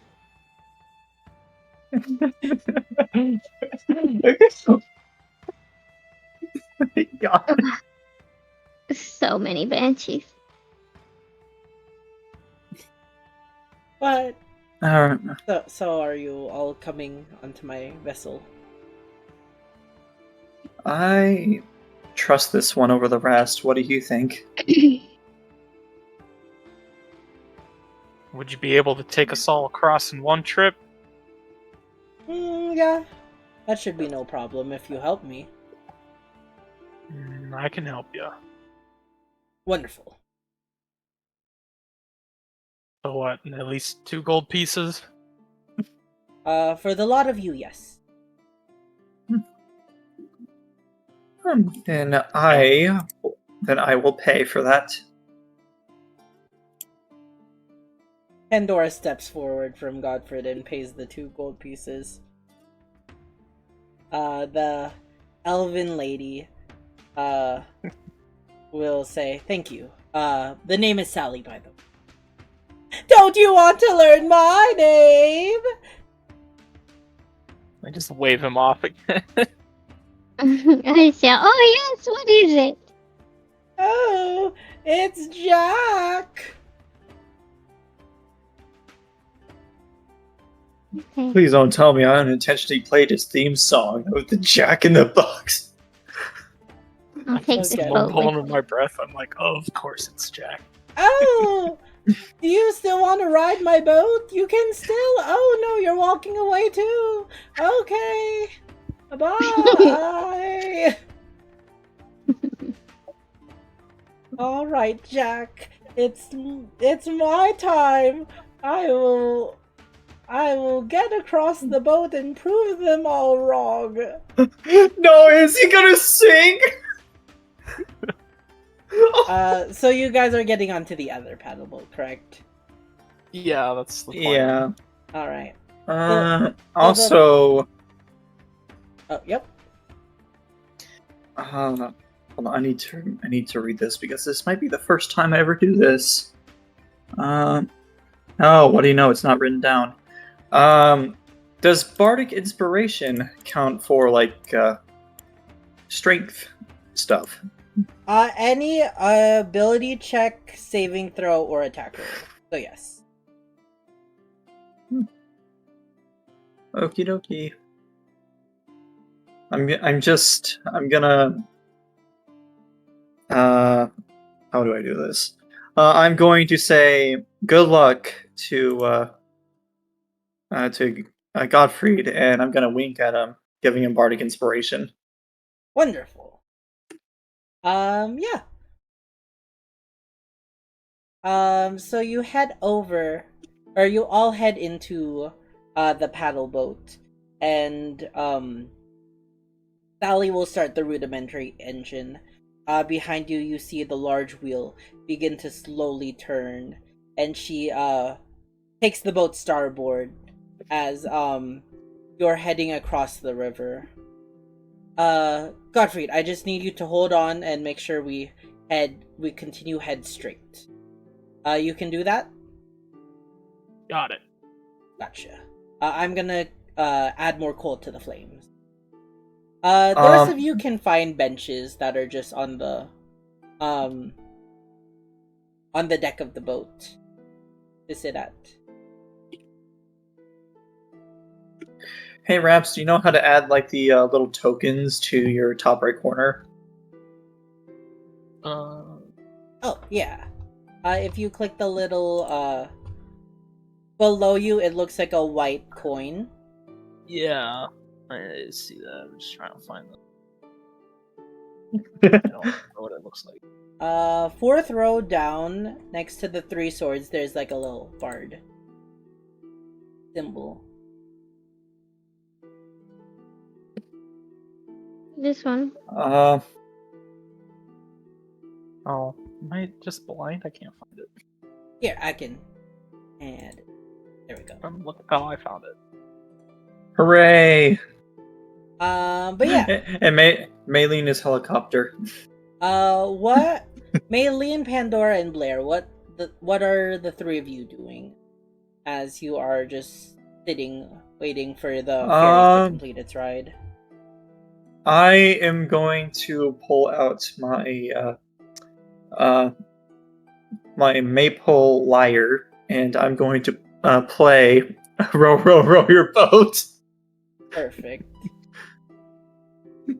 Roll me a performance check. Oh, 10? Alright. Yeah, it's a good average. enough performance. Yeah, it's average. But We can tell what the song is, but down it's not the below best you playing. can not like down below under the ship, but down below next to the ship you can hear just very kind of quiet, just, oh, I know this song too. Row, row, row your boat, row to down the stream. Oh, I'll just break off my fingers and put them inside my ears. Alright.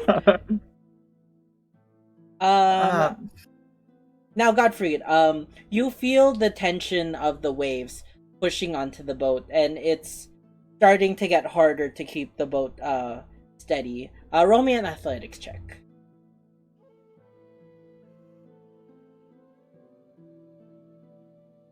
Well, A 12? Yeah, you're able to manage the rough waves, giving it some force. How high does the boat sit on the water? Probably you're maybe like 10 feet from the water surface. 10 feet above. It's not like the biggest boat, but it is bigger than what's his name's Jack's boat. Stick your fingers in the water. Not at that height, unfortunately. And yeah, she just kind of watches the waters as they go. Yeah! Maylene, roll me a perception check if you can. Oh, nice, you just did D&D as well, Shia? That's so cool! I hope your session went well. Perception. Yeah, you don't take much notice other than the water. You see that the stream appears to be heading southward, though. And it seems that, your boat is fighting perpendicular to the current. I need to get this lyre tuned.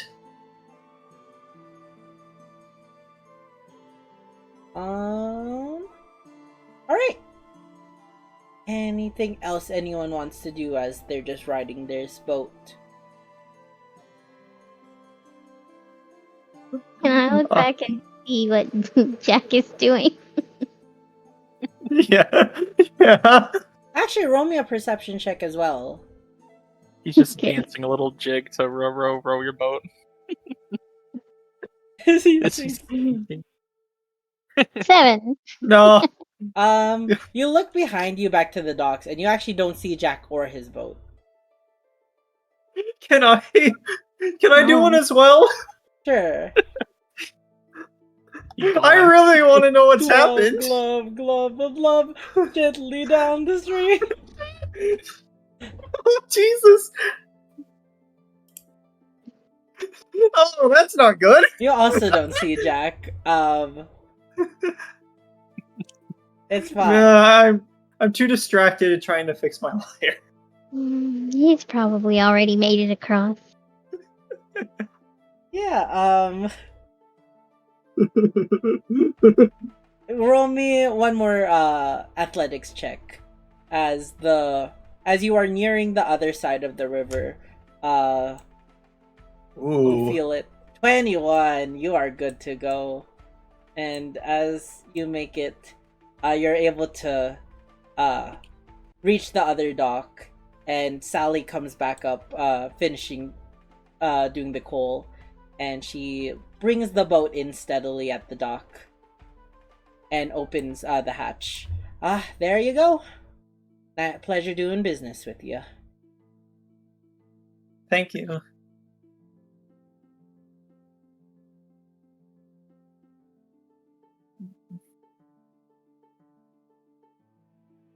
Alright.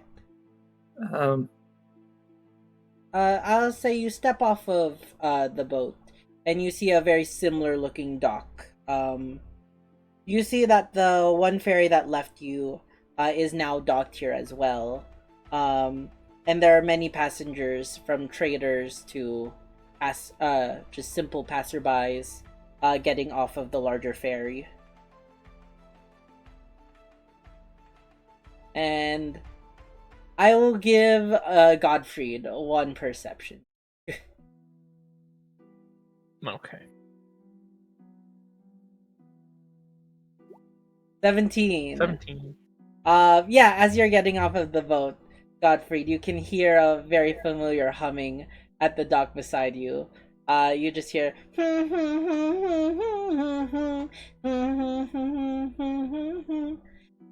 and as you turn around, you all see Jack has safely made it to the other side. His clothes soaking wet, and his boat nowhere to be seen. And he just says, "I did it!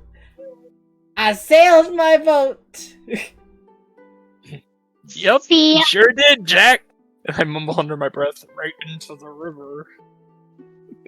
See, I knew we should have gone with him. I had faith in you. Mind helping me wring my clothes? Oh no, sorry, I can't. No, walk away. You know what? Good for him. He accomplished his dreams. You know what? I decided to be nice to Jack, and I give him 1 gold piece so he can buy a new boat. Wow. This is more money than that boat cost. Maybe I can get the SS. I've only sunk 1 boat in my life with this. Yeah, maybe you sure can, Jack. I'll be rooting for you. Thank you kindly, sir. And he raises his hand to shake it. And I shake his hand. Yeah, and Firmly. Not too you- hard, but firmly. You firmly shake his hand, and as you release from the shake, you feel something in the palm of your hand as he turns around to leave the docks. And it is another candy. Ooh. Man, I want to do something for Jack. Oh gosh, where did Maylene But go? it's too late now. I don't know. She was there when you brought us across, but now Is she under somebody? Now, where did Maylene go? under me. I can bring Maylene back. No. I don't see her anyway. There we go. Found you. I tell the rest of the party, Jack just gave me another piece of candy.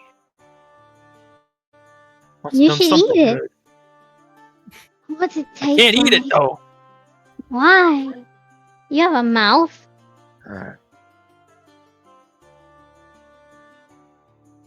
Well, I'm gonna open the candy and I'll try to eat it and see if I can. Yeah, you unfurl the candy. Roll me a 1d10. Or 1d12. Finally, somebody's eating the candies. An 8. Yeah, Ooh, a piece of candy. you unfurl the candy. And, inside, you see, a hard red candy, that is, that's roughly the shape of a log. That's probably like 1 inch in length. And it has a very translucent, design. You know this candy, from what people have eaten before. You know this candy is called a happy farmer.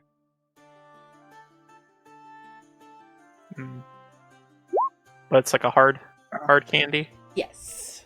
Yeah. What do you mean, Maylene? It's a happy farmer. I don't know what you're talking about. Yeah, it's a happy farmer.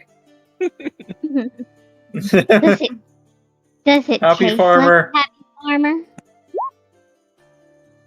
Well, Do I you just know opened what it right that now, tastes right? like? I haven't put it in my mouth, or Yeah. You've unfurled it, so you know what it is. Are you gonna eat it? well, it's like a you said it was a red one, right? Like it's a Yes. very vibrant red. Yes. I'm gonna ask Maylene. Hey, I mean this candy's pretty red. Think you might want to hold on to it? Oh, she said sure. All right.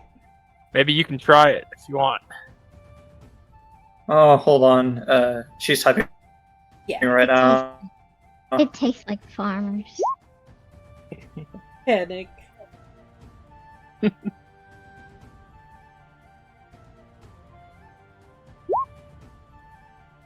Not sure what to say next. Are you gonna eat it, Maylene? Yeah, I just handed it to you. Yeah. Okay. Okay. So, Maylene, you place the red candy in your mouth, and you feel yourself absorbing the red energy. And as you chew on the rest of the candy, it's hard and firm, but you have vampire teeth, so it's easy to crunch. And it's a very sweet taste. It tastes like red, so it satiates you. But in addition, you are extremely lucky for the rest of the session. All rolls you make are done at disadvantage, as well as anyone within 10 feet of you. Oh, Disadvantage. wait, it was a cursed candy? Oh, damn. I think we should stay close together. Thank you, Delta! Yeah. If you guys get I the think we should reference- all stay close together. If you get the reference, you get the reference. Mm.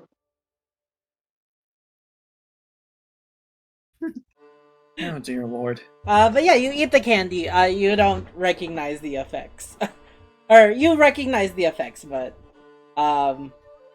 you can... Yeah. Great. Oh god. What? Out of, like, the 2 out of 12 ones that have a negative effect, you got one of them. Wow. Yep. The happy farmer. Happy farmer. What? I just gave it to you. I didn't know what it was gonna do.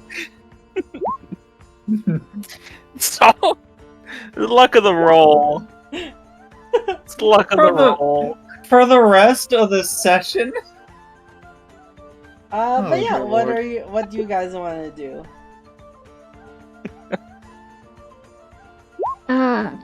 Looking around, can we tell in the direction we're supposed to go from here? Yeah, you see a path northwards. You remember Izir saying that, Desmond is at the edge of the, edge of town, in the north. Okay. Well, I'll just head that way, I suppose. Yeah.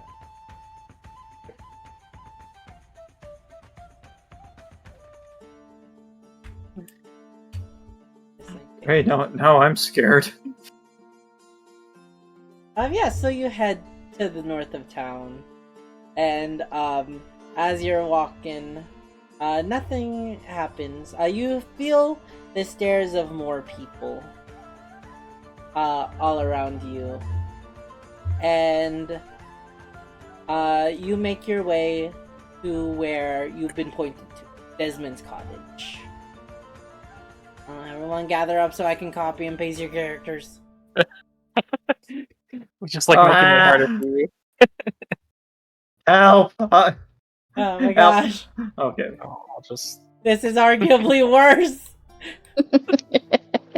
bring myself up here. It's fine. But yes, you arrive finally outside of a lone cottage, or a lonely, quiet cottage. That is a little off the cobblestone path. As you get there, there is a serene quietness around, as you sense no life coming from within. Maylene's just pacing back and forth.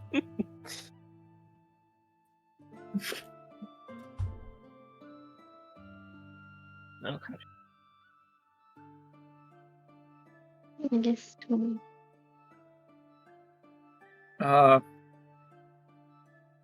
From this, can I take a perception check to this area that's in the big black box? Yes. I'll say that is the cottage. That's the house. Oh, okay.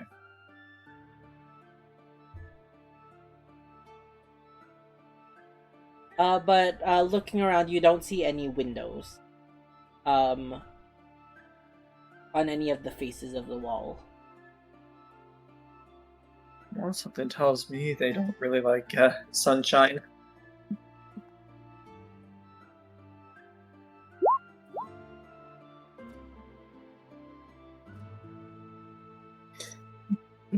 Yeah, neither do I.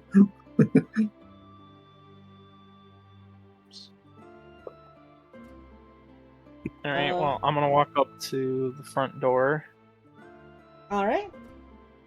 You walk up to the front door. And just at a moment, you don't hear anything from the other side.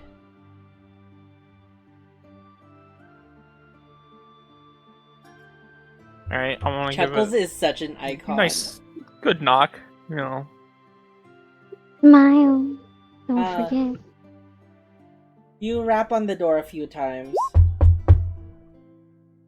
And you give it a few moments, but you don't get an answer. I love Legends of Avantrashia.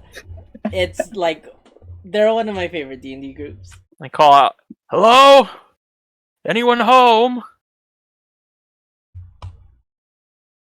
You wait for a response, but you don't get one. Guys, I don't know if he's even home right now. Or if he is, he's hiding from somebody. Can I tell if there's a chimney on the roof or anything? Yeah, there's a chimney. There doesn't seem to be any smoke bellowing. Ooh. Is it a one-story house or 2-story? It's one story.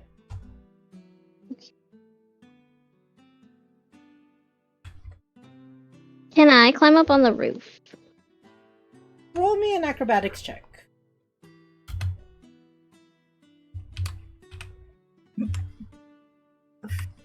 Never mind. Oh.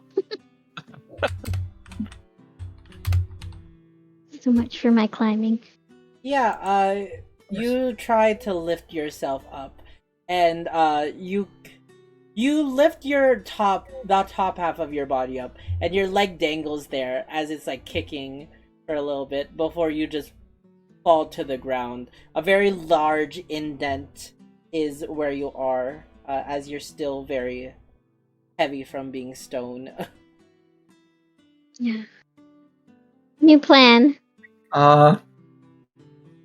Alright. I want to do something, Eden. Okay. I want to do a voice impression of Gottfried. Alright. I don't like. And in his voice, I'm gonna say, "Nice job on the fall, Blair." And I will shoot daggers at Gottfried. I'm gonna slightly shove Pandora for that. I didn't say that.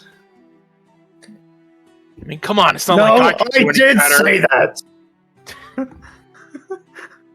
Well, let's I see did you say get... that, and I mean it. Shut it, Pandora. No one's talking to you. Well, then you get inside. I'm gonna stop the the voice impression. Just I do think Nat. Yeah. So you're easily able to climb up onto the roof and onto the wall. And Sorry. you are now standing on top of the roof. Oh. You see the chimney. Do you go to shimmy down that, Nat?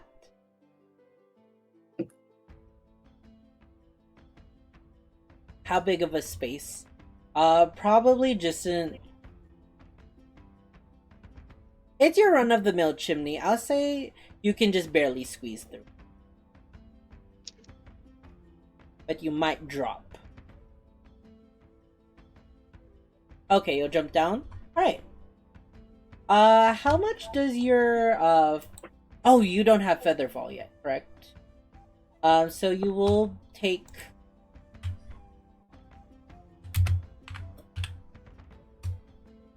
4 points of damage as you fall down the chimney, but you are able to successfully make it into the house. Let me reveal.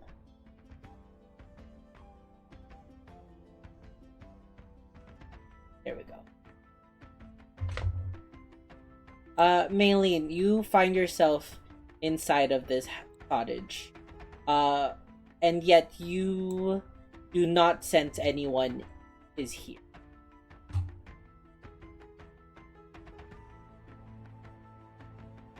Looking around, you see no signs of life. Only but a table that has some molding food onto. Yeah, you can go over and open the front door. You go over and it just seems to be simply locked.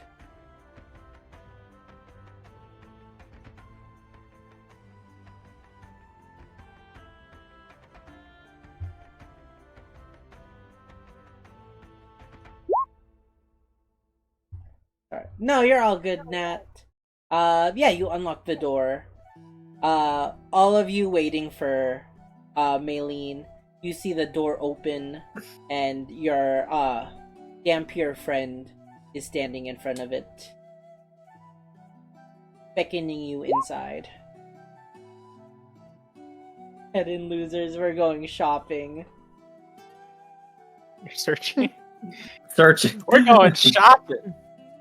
But yes, you food off the table.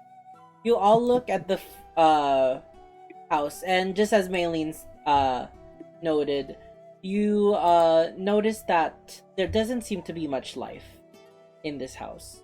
Mainly, since there is molding food upon the kitchen table and unused kitchenware, tableware. Does Bardic wear off now? I'll give it a little bit more time. Okay, cool. Is this door locked also? No, you open the door. And you find it to be a small bedroom. Seems to be a child's bedroom with a toy chest. And next to the bed, sitting on a table, appears to be a doll. Can I make a check on the food just to see how moldy it is, or Yeah, roll me a survival check. kind of to see how long it's been just sitting there? Gotcha. Yeah. Survival check to figure that out. 12. 12? Yeah, you look over the food, and you can tell that it's not been molded for long. Mainly, it has molded because it has just been sitting out here with no one touching it. You can tell the vegetables are probably the first ones going, as you can smell like a sliminess or off-putting scent. But from what you look at with the bread, it doesn't seem to be here for a long time. You assume probably a few days at most. Okay. Or a few days, a week at most. Gotcha.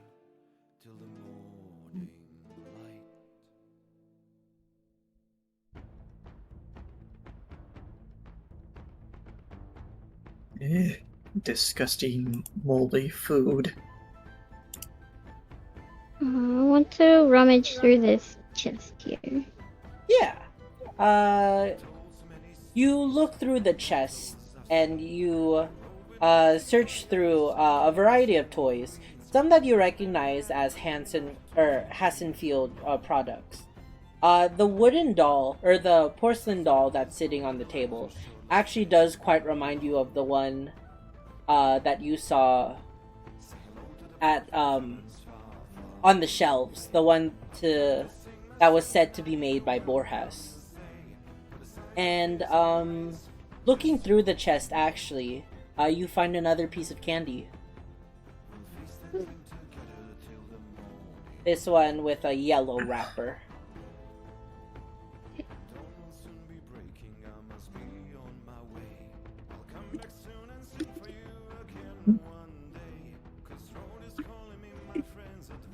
What you finding in there, Blair? Oh, another one of those dolls. I pick it up and, like, investigate it. Alright. See if it's weird or something. Yeah, give me an investigation.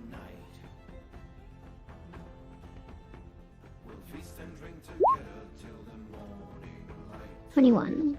21, yes. Okay.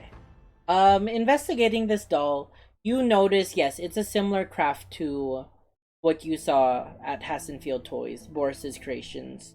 However, this one seems a lot more intricate. And a lot,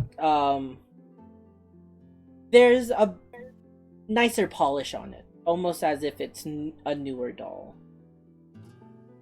And as you're looking it over...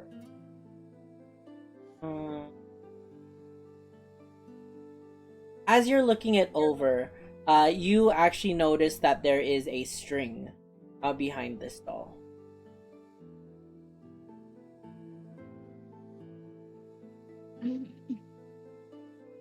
I'll carry it out here and hand it to Gottfried. You see Blair holding another very realistic doll as she hands it over to you. You take note of the similar things. It appears to be one that Boris has created. Or has once created.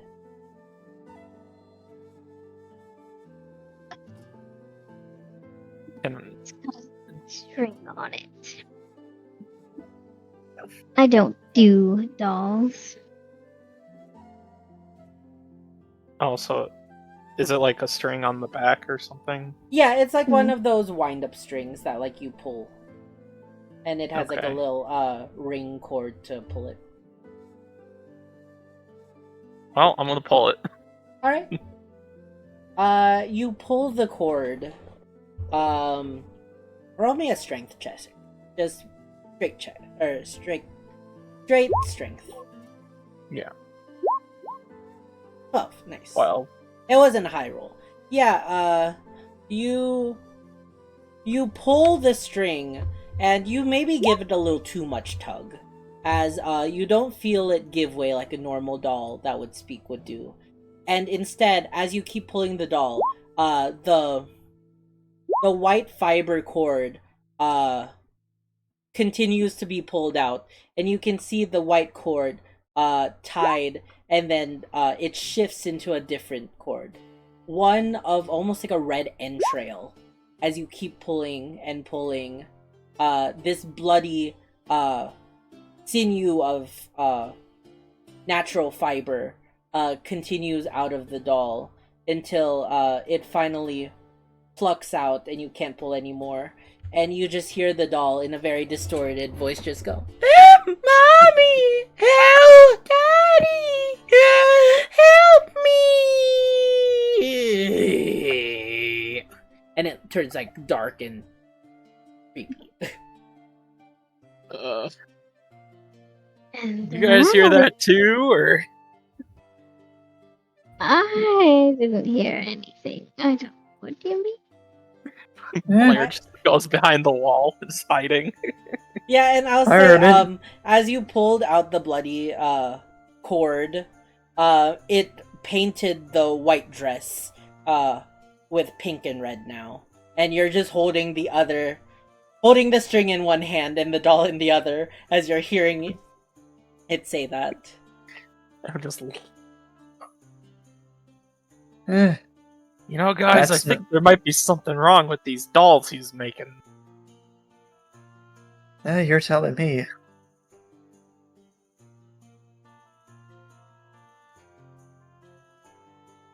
Yeah, so you said that the string itself is like all bloodied? Yes. Like the part of it that came out of the doll? So initially the string just looked like a white cotton fiber that you pulled. But the more that you pulled out, it seemed to be tied by some kind of stringy sinew of natural like flesh. And that is all bloody, yes. Maybe Maylene can taste it. Let's see what it's human or not. That's something for you to do. I don't eat flesh. What are you trying to say? She does like red. Well, who said it was human? Maylene. Well, She responds with, "Ew, I may be a vampire spawn, but I don't do humans." You should just throw it back in the chest. Hmm.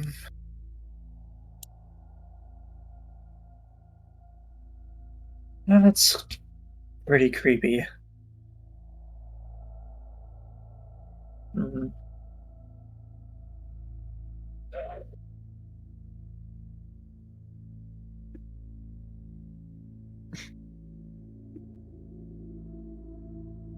I mean, I'm pretty sure I have holy water as a paladin. Maybe. Can you make the water I holy? think I technically do, but I don't. I forgot to put it on my sheet. You know how to It might make be holy in water, right? it might be Yeah, it in would be your part of my pack. priest pack. Yeah. It's part of my priest pack. So you do have some holy water.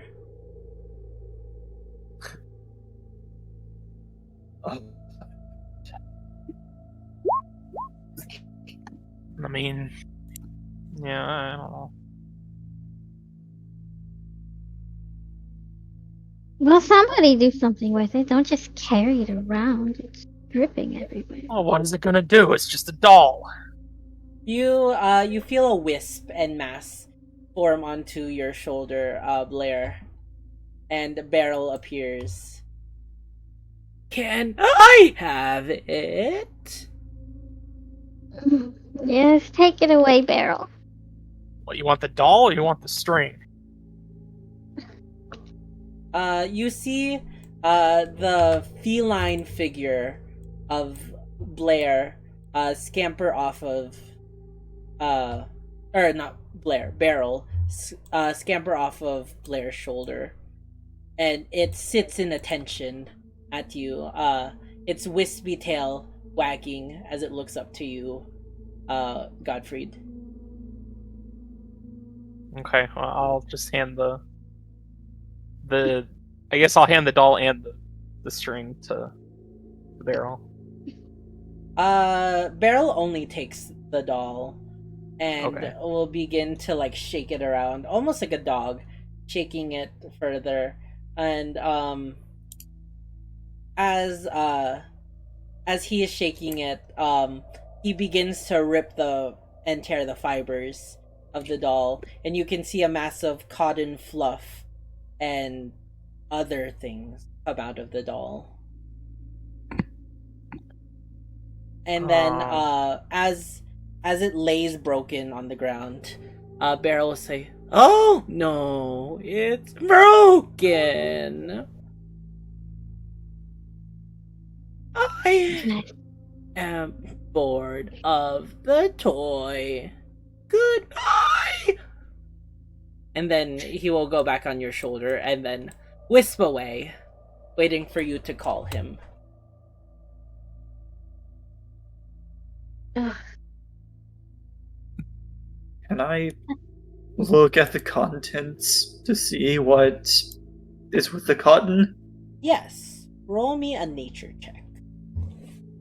Nature. Nature. 11. Inside the doll, you can see cotton. It seems like this doll was stuffed with some kind of natural cotton, but also a variety of humanoid parts. Crushed up bone pieces, flecks of skin, some teeth, sinew from what looks like an eyeball, and you can see it's broken. It seems to be what was connected to the doll string, and just a lot of bloodied, gross pieces hidden within the contents of the doll.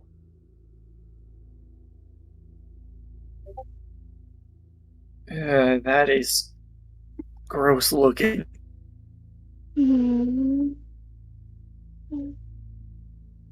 Think we may have our work cut out for us with this toy maker.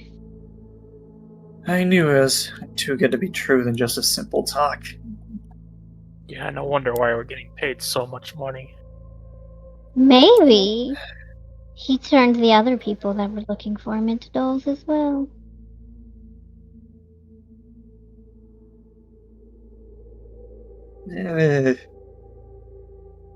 Oh boy. I'll try to think about that later. Can I jiggle the door handle on this bottom room? Yeah, it opens easily enough, and you can see a second room. Also probably owned by a child. You don't see a toy box, but it's a rather small room with a bed and a unlit candle. Though looking at the candle, it seems to have melted down to a useless wick. As there is wax covering the table's surface and actually seems to have dripped onto the floor.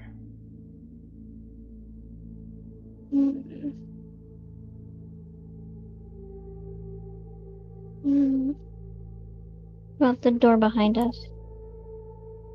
Which one? This one? The top one over here, yeah. Gotcha.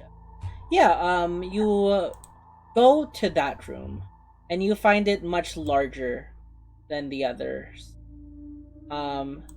This one appears to be some kind of master bedroom. And entering it, you immediately notice that it seems that there was some sort of struggle, as there are pieces of broken furniture, and the bed is disturbed.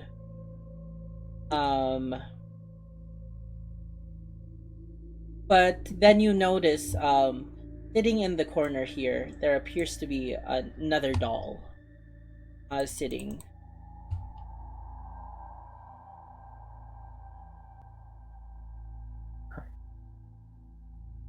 I'm gonna bend down and look it in the face and just be like, think twice if you need help. The doll looks also like one of Boris's creations. And as you say that to the doll, nothing happens. Worth a shot.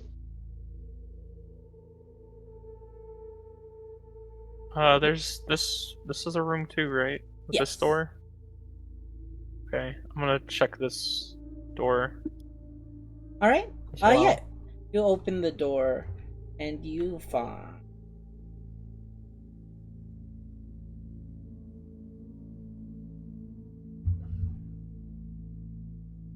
You find it to be a bathroom. Okay. In case you need to make a spooky...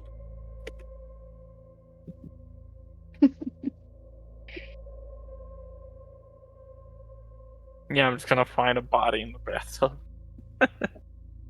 Oh god. From Maybe. opening the door and looking inside, you didn't see anybody. Actually, roll me a perception check. Okay. Oh, And goodness. and you are next to Maylene, so disadvantage. Oh, wonderful. Toilet. You do not see anything.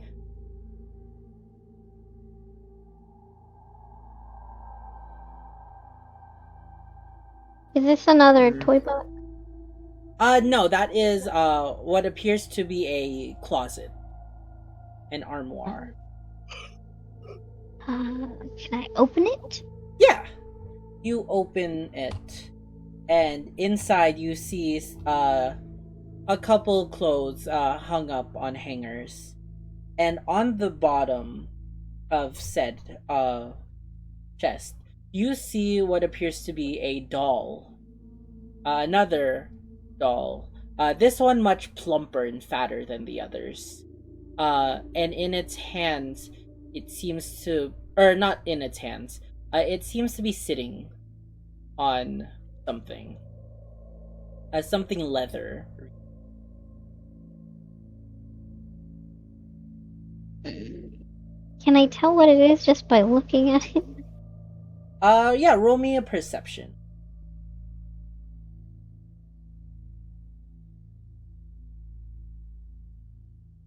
$20. You notice that it appears to be some kind of book. Okay, I'll pull it out of the closet. The doll? Or The book. Okay. She's grossed out by the doll. She's like, no Yeah. more dolls, please. Lock and fan closet. Well, as you go to reach the book and try to lift it gently from the doll, you notice that the doll's head glances up to you. Its button eyes and its wicked smile stares at you as it will go for an attack. As it has surprised you. Hold up.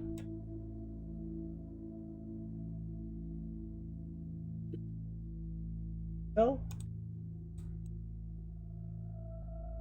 let me show the spooky doll. Oh, you didn't have to. Why'd you have to enlarge it? Yeah. See it the way it was. Let me see. I will go for an attack immediately onto you, Blair.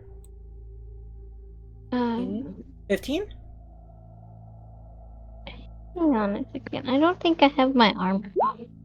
I'm supposed to have studded armor. Studded armor. Yeah. That's 12 plus dex. No, that's right. You have 0 dex. Oh. Okay. Then yeah, it hits. And then a 9. That one misses. Yeah, as soon as you go to reach for the book, this doll comes to life, and it slaps your hand, with its, it seems like there's beads within, and it does a bludgeoning attack onto you, doing 6 bludgeoning damage. Immediately, you yelp and reel back, as this doll, springs to life, and immediately around you all, from behind the bed and the doll sitting on the table, they come as well to attack. Everybody roll me some good initiative. Let's get into the fight. Oh my god. Yeah. Wait, is this how to correctly? Nat got a nat 20. Nat 20. There's no disadvantage on it. Don't worry about it for the rolls. Just ability checks.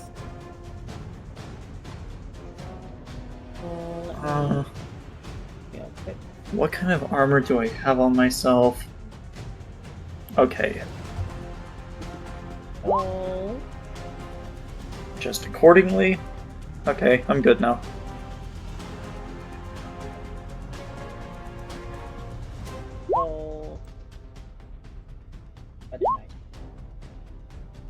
Alright.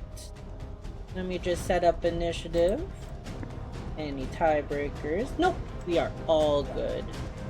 So this still counts as a surprise round.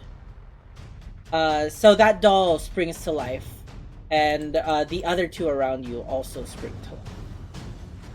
That one had its turn. This doll will move. Oh, ad. I love playing a song for like 2 seconds and then an ad.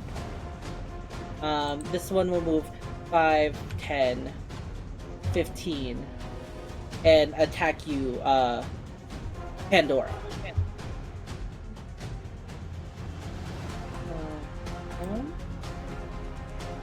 With its multi-attack. It will go 18. Yes. And the second one is a 10. No. That first attack will do 4 piercing damage. Right. And then this one will go over 5, 10, 15, 20. And go for you, Godfred.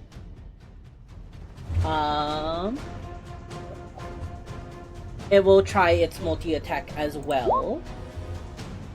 First one is a dirty 20. Yep. Silvery barbs. Silvery barbs, alright. So it will re-roll that for an 8. That's a no. Alright, and then Pandora, who are you giving that advantage to? I am going to give that advantage to also Godfrey. Gotcha. Alright. Here, we can just give you... Wait, how did Bailey take damage? She fell down the chimney. Yeah. Oh, right, I wasn't there for that. And then the second attack is 16. Nope. And this, so the two dolls rush towards the other two people, and it tries to spring onto Pandora, getting you once, and Godfred, the other doll can't break through your armor. Back to top of initiative. No longer surprise round. Maylene, you are first to go. There's room for Maylene to come through. Here, just for the sake of this. I'll say you can move. I'd say that is reasonable. 15, 20, 25, 30. I think you have 40, yeah. Alright.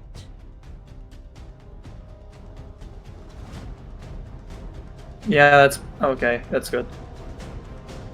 We got a speedy monk. Okay, can I punch diagonally at a doll? Yes. I will say the doll is now just at the edge of the... You can see the doll. Like, the closet doors are fully wide open.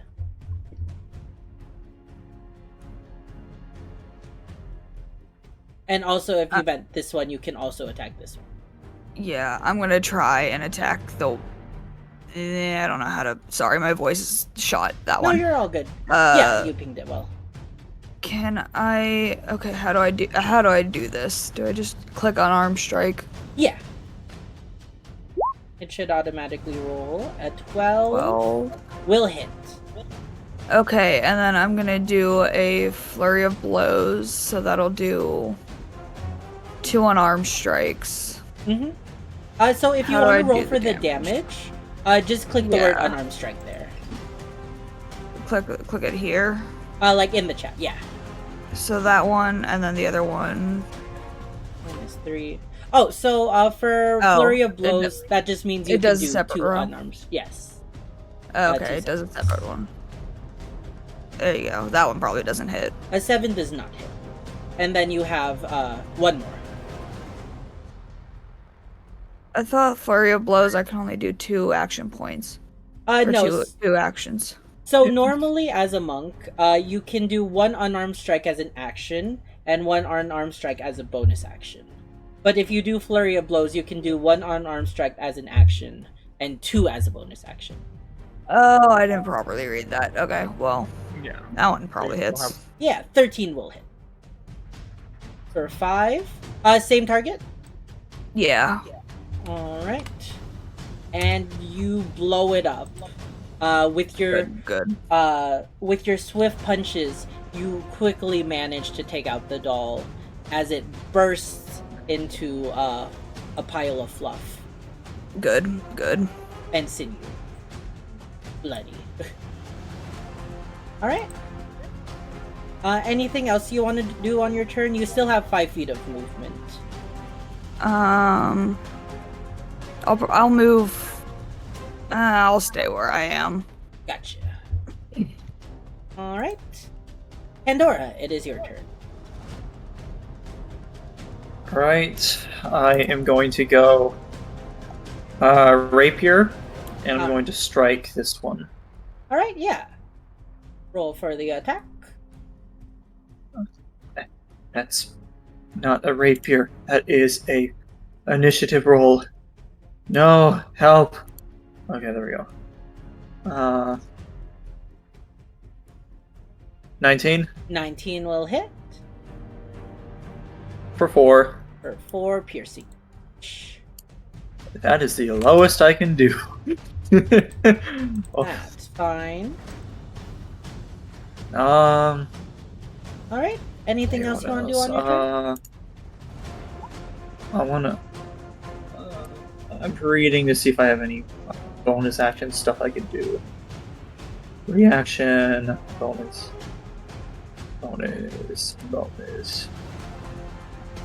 Okay, not really gonna do that. Can I offhand dagger? It's just a flat d20, right? Yes. Do you not have dexterity? I do have dexterity, so it's +3? Yes. Okay. It's just the I don't damage have- that doesn't get a modifier. Oh. So it's still the same +5. Yes. Okay, that makes more sense. 21? That will hit. Wait, Yeah. is rapier a light weapon? Hold up. Good question. Are we supposed to be getting disadvantage on our attack rolls? No, it's just ability checks for the Oh, unlucky. Okay. Rapier.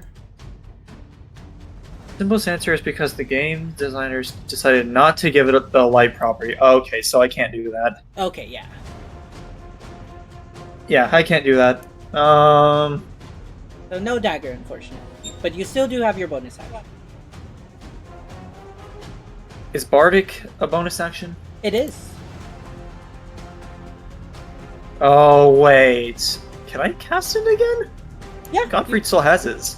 You can use it even if another creature has it. Okay, well, I'm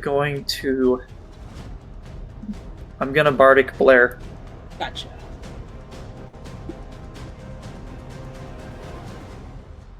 So you get a bardic inspiration. Blair? Mm-hmm. Anything else on your turn you want to do? To have your movement. Nope, I'm just, the only thing I will say is that after the rapier strike, I'm just gonna smirk at it. You look at this painted, the painted face on, not painted, the stitched face on this button doll, and looks at you menacingly. Scared me. My That face was was close to the unnecessary. computer screen. That scared me. Oh, sorry, I Yeah. promise I won't do that again. Why do you hate You're, me? My bad. you're, That one scared me. what a Your what a bloody cute doll. face. What a cute. It's a shame I have to destroy you. Speaking of destroying, Godfred, it is your turn. Hey, Kobold, welcome to the stream. How you doing? Beat 'em up. I'm gonna swing my warhammer at this bloody doll. Was this made with? Yes, it was with Dungeon Alchemist. I Oh. am a proud supporter of Dungeon Oh, You Alchemist. can add Bardic Only to that, one. right? Actually, they Would I still have they came Bardic? onto stream one time and followed I thought it me. only I applies was to so one flabbergasted. creature, I love their Eden? product. Sorry about that. What? would I still have Bardic from before, or Yeah, would it you have still gone have away? your Bardic till the end of this session. Okay, well, what's the... It's a die roll, right? Yes. It's a D6. We don't have the +1 property until level 5, is that right? Yes. Because I'm No, wild it's magic. just 1d6. And that makes it a 14. That will succeed. Okay. And you're going Like for this. 11 bludgeoning Ooh. damage. Holy god! Alrighty. Yeah, you bring down your giant warhammer, pulling it off of your back and swinging it into the doll, breaking the what do you call it? The wooden platforms that make the floor, making a large indent, but also the bloody and cotton remains of the doll now lay under your warhammer. That was brutal. you scary doll. I also love their software. I use it for most of my maps. Just- Most of my battle maps. I use just gonna another one for stare my at that. what do you call it? Like cow Okay. maps and pubs and stuff. And I can I still move or no? Yeah, you still have your movement. You Okay. I think you have 30 feet movement? So 6 Yes. tiles. Yeah. So I'm just gonna move over to next to Blair. Alright, you step on the other eviscerated doll and you head over to aid Blair in the attack. Oh, is it gone now? The Bardic? Yeah. Yes, the Bardic was used up. Like, I don't even know how to get rid of it. No, there you go. Alright. Oh, you know what? You also had advantage on that hit. You can keep the advantage, but Oh. you had it from Yeah. Pandora's Silver Forgot. Rewards. It's all good. I forgot as well. But yeah. Is that the end of your turn? I don't think I can do anything else with bonus action. Gotcha. I don't Alright. think so. Pretty sure I can. Blair, it is your Wait. turn. Oh, Oh, no. Never mind. It's fine. okay. Blair, there's a doll in front of you. This doll, just to be sure. Just in case. Just in case you forgot. Can I smack the DM with something? It's not this one. Sorry, what was your question? God. If I move, I'm gonna get hit, aren't I? With opportunity. Yes. Okay. Unless you move into this... Actually, no, I'm gonna say you can't move there because there's a door. Because it's open. I'll draw a door right there. Then I will just... using barrel is a bonus action, right? Oh! I forgot. Barrels is summoned once you get into combat. Sorry. That's okay. Because But- we just... Yeah, Oh. Barrel's here. I'll just put Barrel Okay. right there. He is a bonus action though, right? For me to command. Yes. Well, I will first tell him to go tear that thing apart like he did the other one. Of course.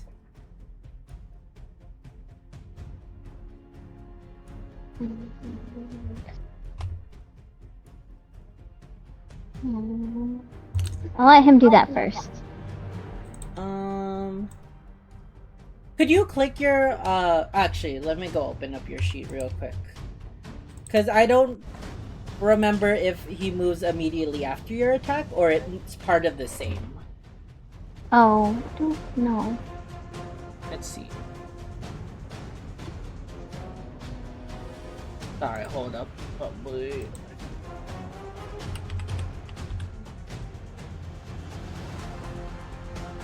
In combat, shares your initiative count, but it takes its turn immediately after yours. Okay. After me. Yeah. I have to go first.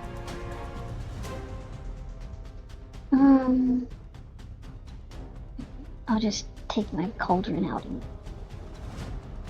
beat it. But, like, yeah. Gotcha. And you're using your metal ball for that? No, my cauldron. Oh, gotcha. Beat it over the head. Yeah. What? That teetered on 19. That's messed up. Unfortunately, a 6 will not hit. Okay. Get it, Barrel!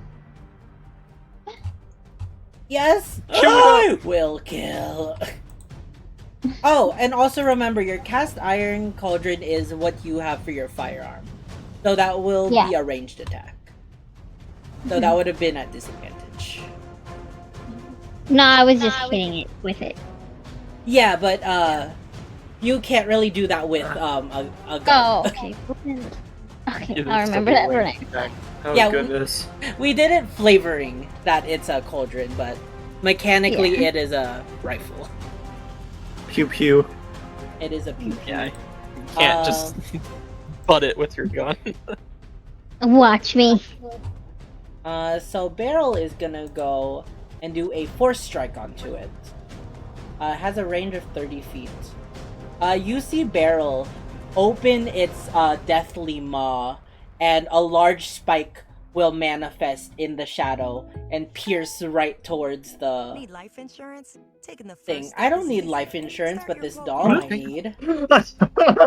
Thank you. I do need insurance. No, it's offering the doll life insurance after the monstrosity that's about to attack it.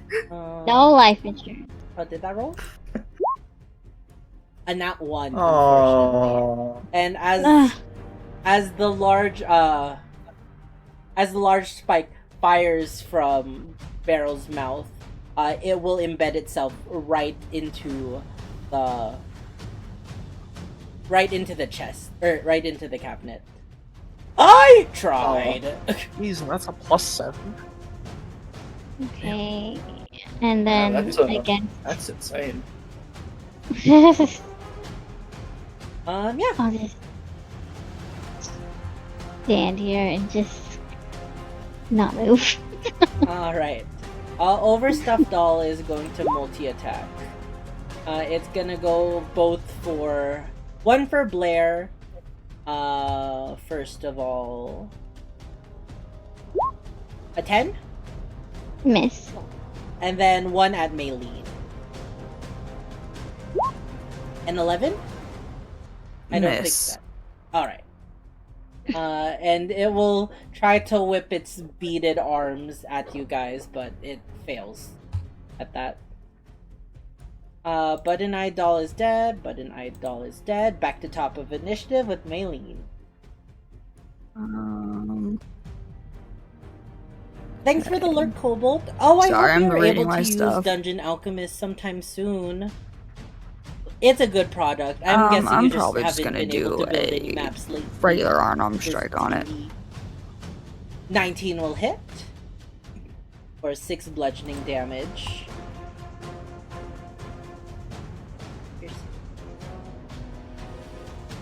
Alright. So from that 6, it will take 3 damage. Oof, okay. And I think that's all I'll do. Got you. You have as a bonus action, you can always hit with an unarmed strike. Oh, I didn't know that. Yeah, do you have the martial arts feature on your sheet? It's not written on my sheet. I only put, I didn't put words. I don't think I ever got around to finishing putting things on it. Oh, okay. I recommend you putting it on there because it tells you how. Yeah. With bonus actions. But yeah, you can hit with another unarmed strike for free. Well, I will do that then. Dungan Dagon, welcome story. Oh, sorry. And then I will... Oh, well, I guess I do no damage. You do 1 damage. Hell yeah, 4 damage total. And as you punch it in the body, you can feel it's overly stuffed. So your bludgeoning attacks aren't doing as much damage.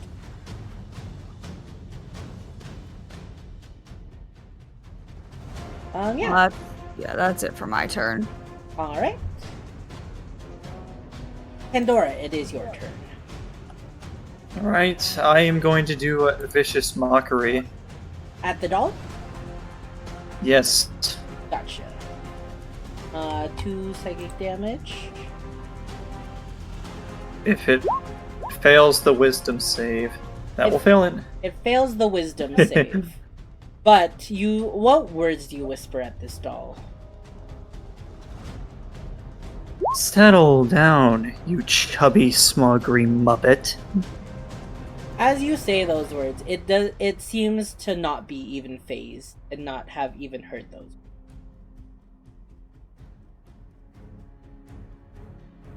It takes 0 damage. Adorable. Alright, I'm realizing what I have to do. I'm just gonna end my turn and I'm gonna smile and laugh at it. Alright. Godfred, it is your turn.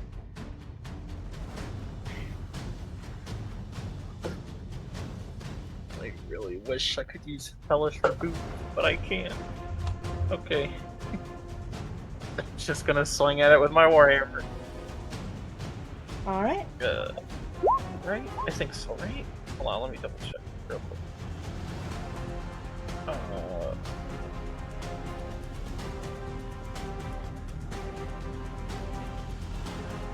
Yeah, that's fine. 18. 18 will hit. And another 11. 11 reduced to 5. As even your Warhammer seems to, its doughy, overstuffed body seems to soften the blow from your massive Warhammer.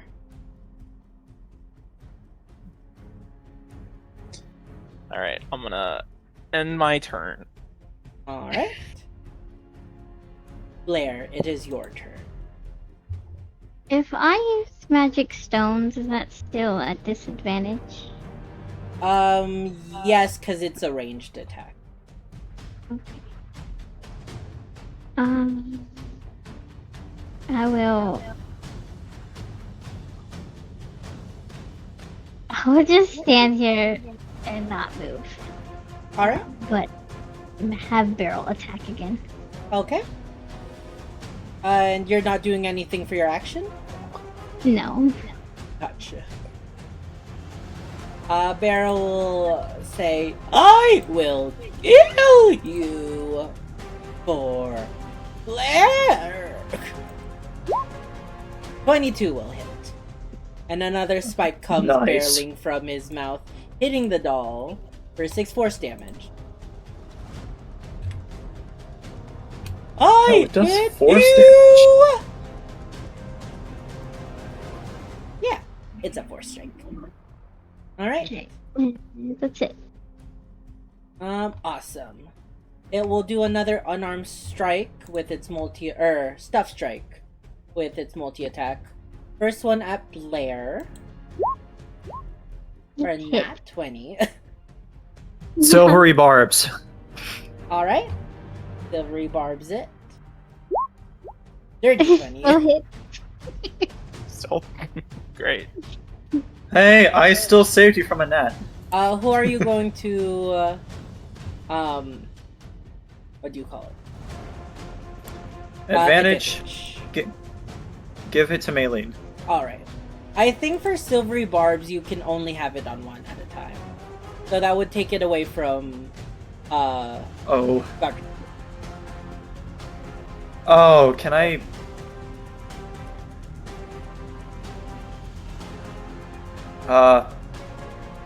I still forgot to use it. You might as well just take it off. I mean, I forgot to use it again. Anyway. Yeah, yeah.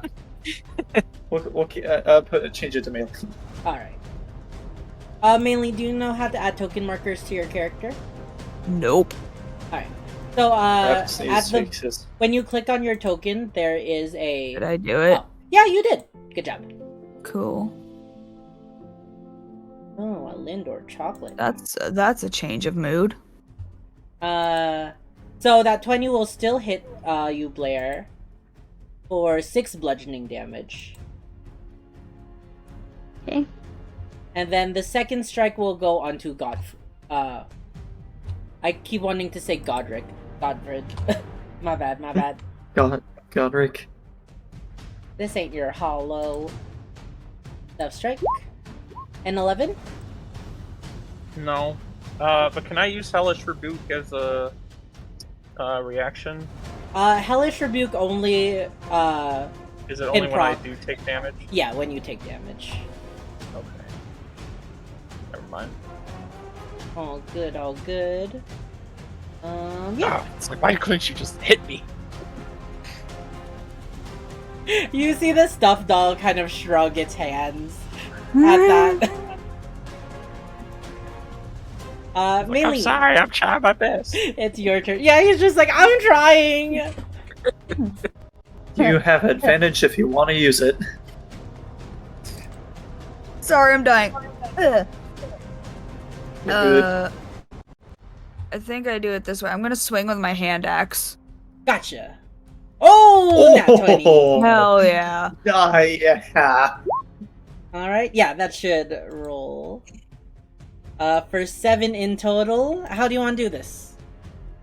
Oh god. I don't know. I guess I just like chop it like right down in half. Like it doesn't go the whole way through, but like it splits most of it open and just like hits the hand axe just like kind of embeds itself in.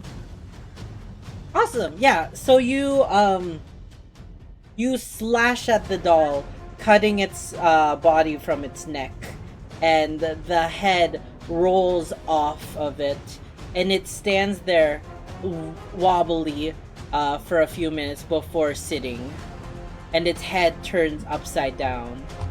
And as you cut its head off, for the last time, it will use its poisonous stuffing attack. Everyone within 5 feet of it. So that is Oh, no. you guys will take Wait. Except for me. 4 poison damage. As its head rolls over, its poisonous stuffing will explode into the air, coating you all in a poisonous substance. Okay. But now can I use my... Oh, it's dead. Did do damage? Oh, it's dead. Oh, no. Yeah. Okay, never mind. I didn't know if it was dead. Maylene did just enough damage. Okay. I mean, if you just point at it. You set the closet on fire with the book. No. And with that, the room falls silent once again, as all the dolls have been slain.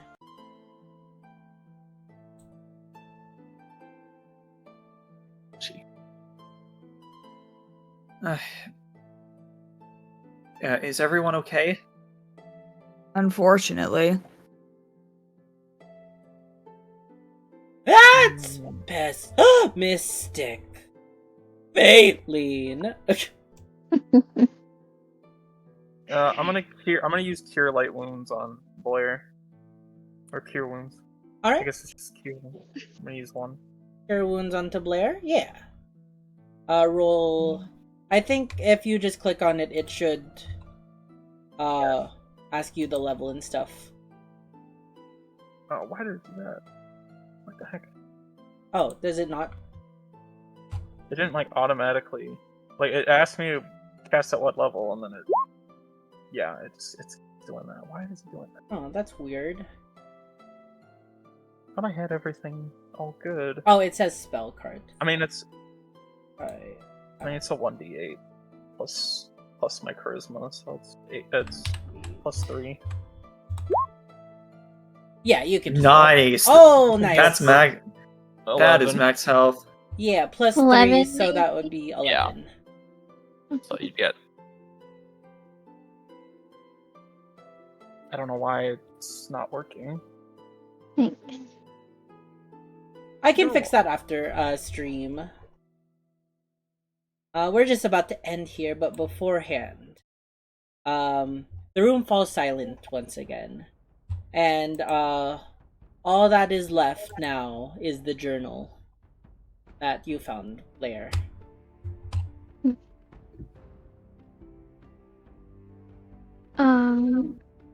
I actually want to take a minute to very reluctantly pick up the doll head and use identify. Oh! Alright, yeah. So you cast the spell Identify. I'll say, you all see Blair pick up the head with, her gnarled hand, and she will go sit on the bed, just staring intently at the unmoving doll head. Testing if it is a magic item or some magic imbued object, you learn its properties. How to whether it requires attunement to use and how many charges it has. So you learn that this is a type of construct created through necromancy. And with the magic imbued from the humanoid remains within the doll, it is able to come to life and do the bidding of its creator. Oh, did I figure it out? Item. Oh, okay, that was just a test. I think I figured it out. Oh, nice. Does it add your modifier from that? Yes, it does. I think so, yeah. At least I figured out Cure Wounds. Any spells are affected on the item and what you... You... It didn't give me an exact spell. But... You do know that it is a form of necromancy magic on the doll. If you instead touch it, learn what spells. And it did not have any spells that it could cast itself. Okay. I'll relay this information to everyone.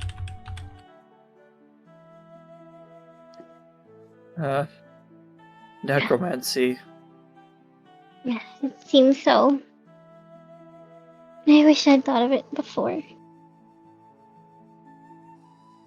Like, do it? Or that is what happening? Yes. Hey, Eden. Yes. Can I look at the hole in the ground created by Godfrey to see if there's like any kind of blood or anything? Yes. I will. You look down at the hole. There is a massive stuffing and fabric, but you also see similarly bones and teeth, and other remains of body parts within. Writing that chat on accident. Sorry. All good, all good. Necromancy magic and bloody dolls. I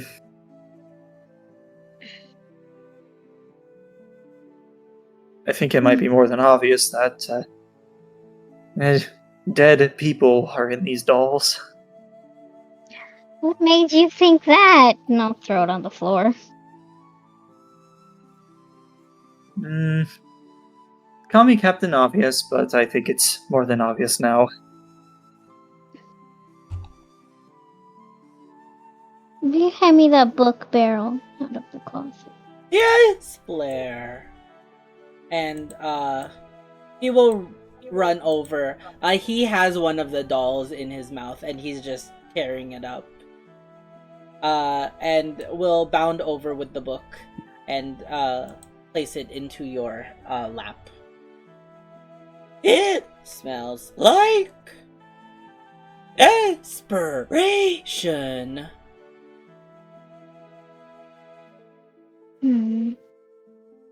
I'll open it. Well, what's the book say? The title? There is no title on the book. Okay, I'll just open it then. Yeah, you open the book and flipping through the book, you recognize it as some kind of notebook or journal. And as you look through the pages, you can see a lot of scribblings. Some of it seems to be for contractor work, like building a large structure. Seems to be an underground structure, actually. As there's prints for a staircase and various rooms and chambers. But on the last page of the notebook, you see a map of the whole Fern Valley. And pointing northwestward, at the base of a mountain, you see an X. And the X is labeled Workshop.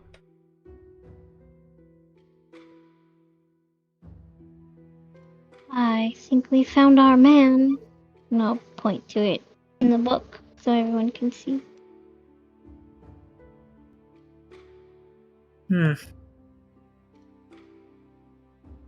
Yeah, looks like it. One step closer to finding the mastermind, and I'm going to use minor illusion to have like strings holding a little puppet. Okay. It's kind of like it's in effect. Yeah.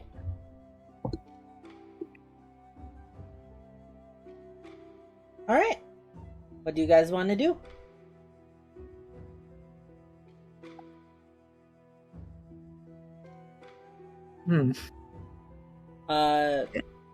Take that journal and head up the path.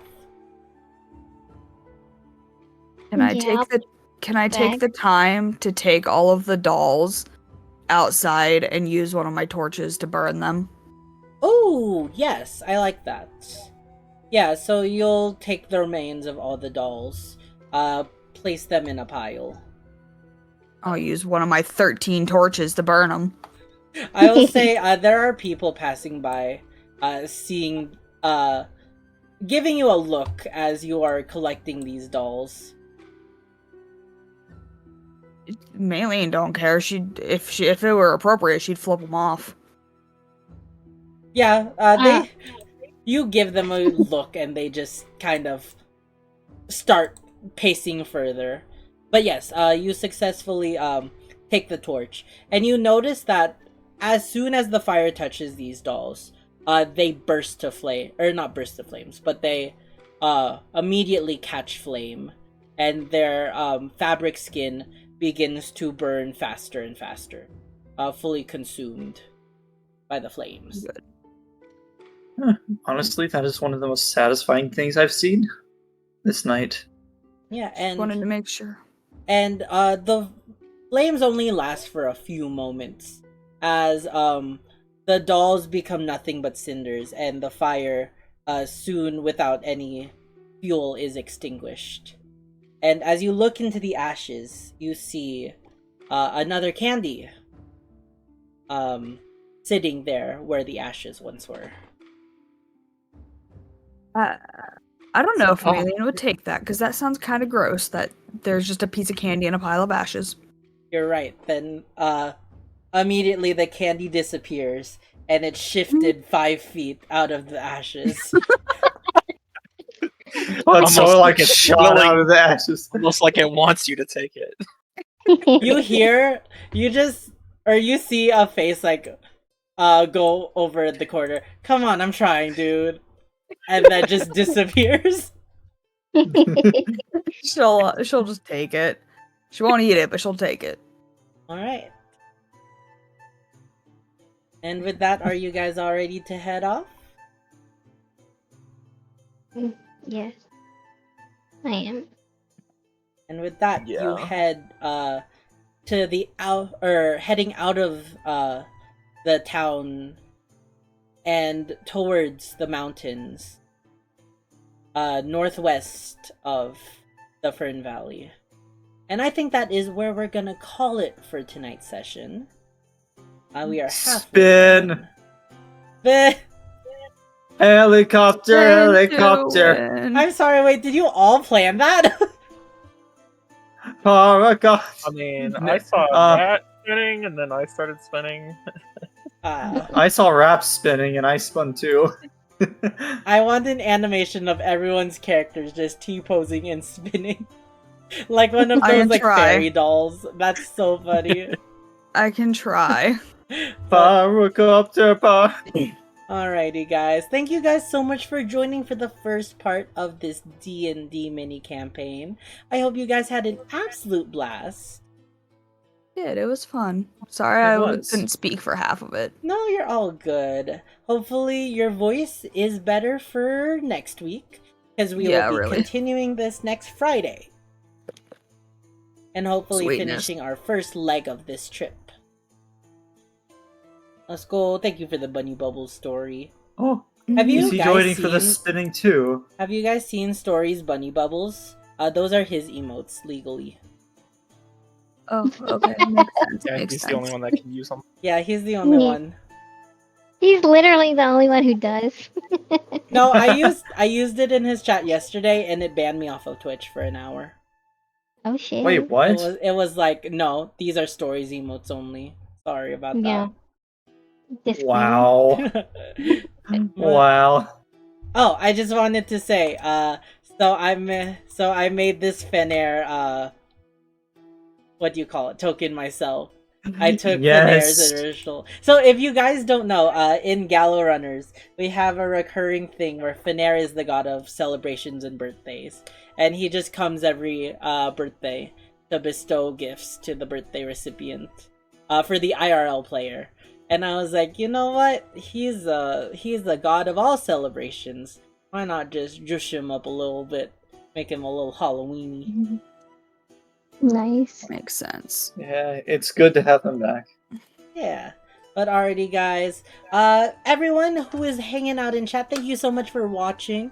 If you haven't already, make sure to check out all the players. Everybody here streams. So be sure to check them all out.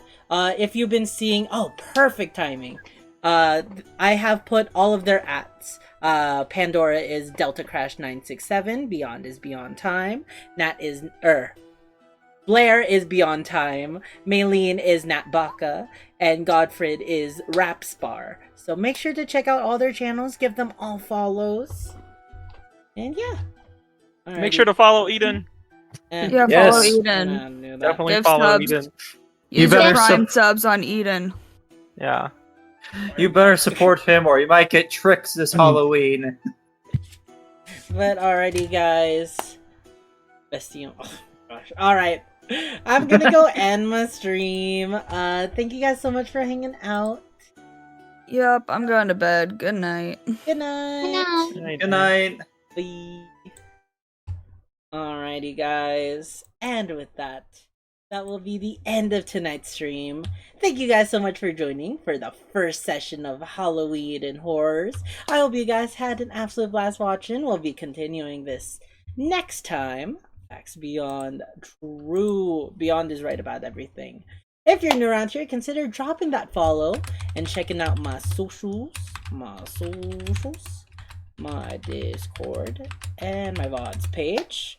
We will be continuing this next week with Stuff Part 2. And it's not letting me fall. Oh, you don't have to story. It's fine. Just click on my page every so often. I might be on, I don't know. But alrighty, guys. Talk to you guys. No stream tomorrow. No stream for the rest of the weekend. But we will be back on Monday with more spoopy games. I think we have a spooky Lethal Company collab coming out. I will post my schedule on Sunday. But yeah, I hope you all have a great rest of the night, and see ya guys next time. Bye!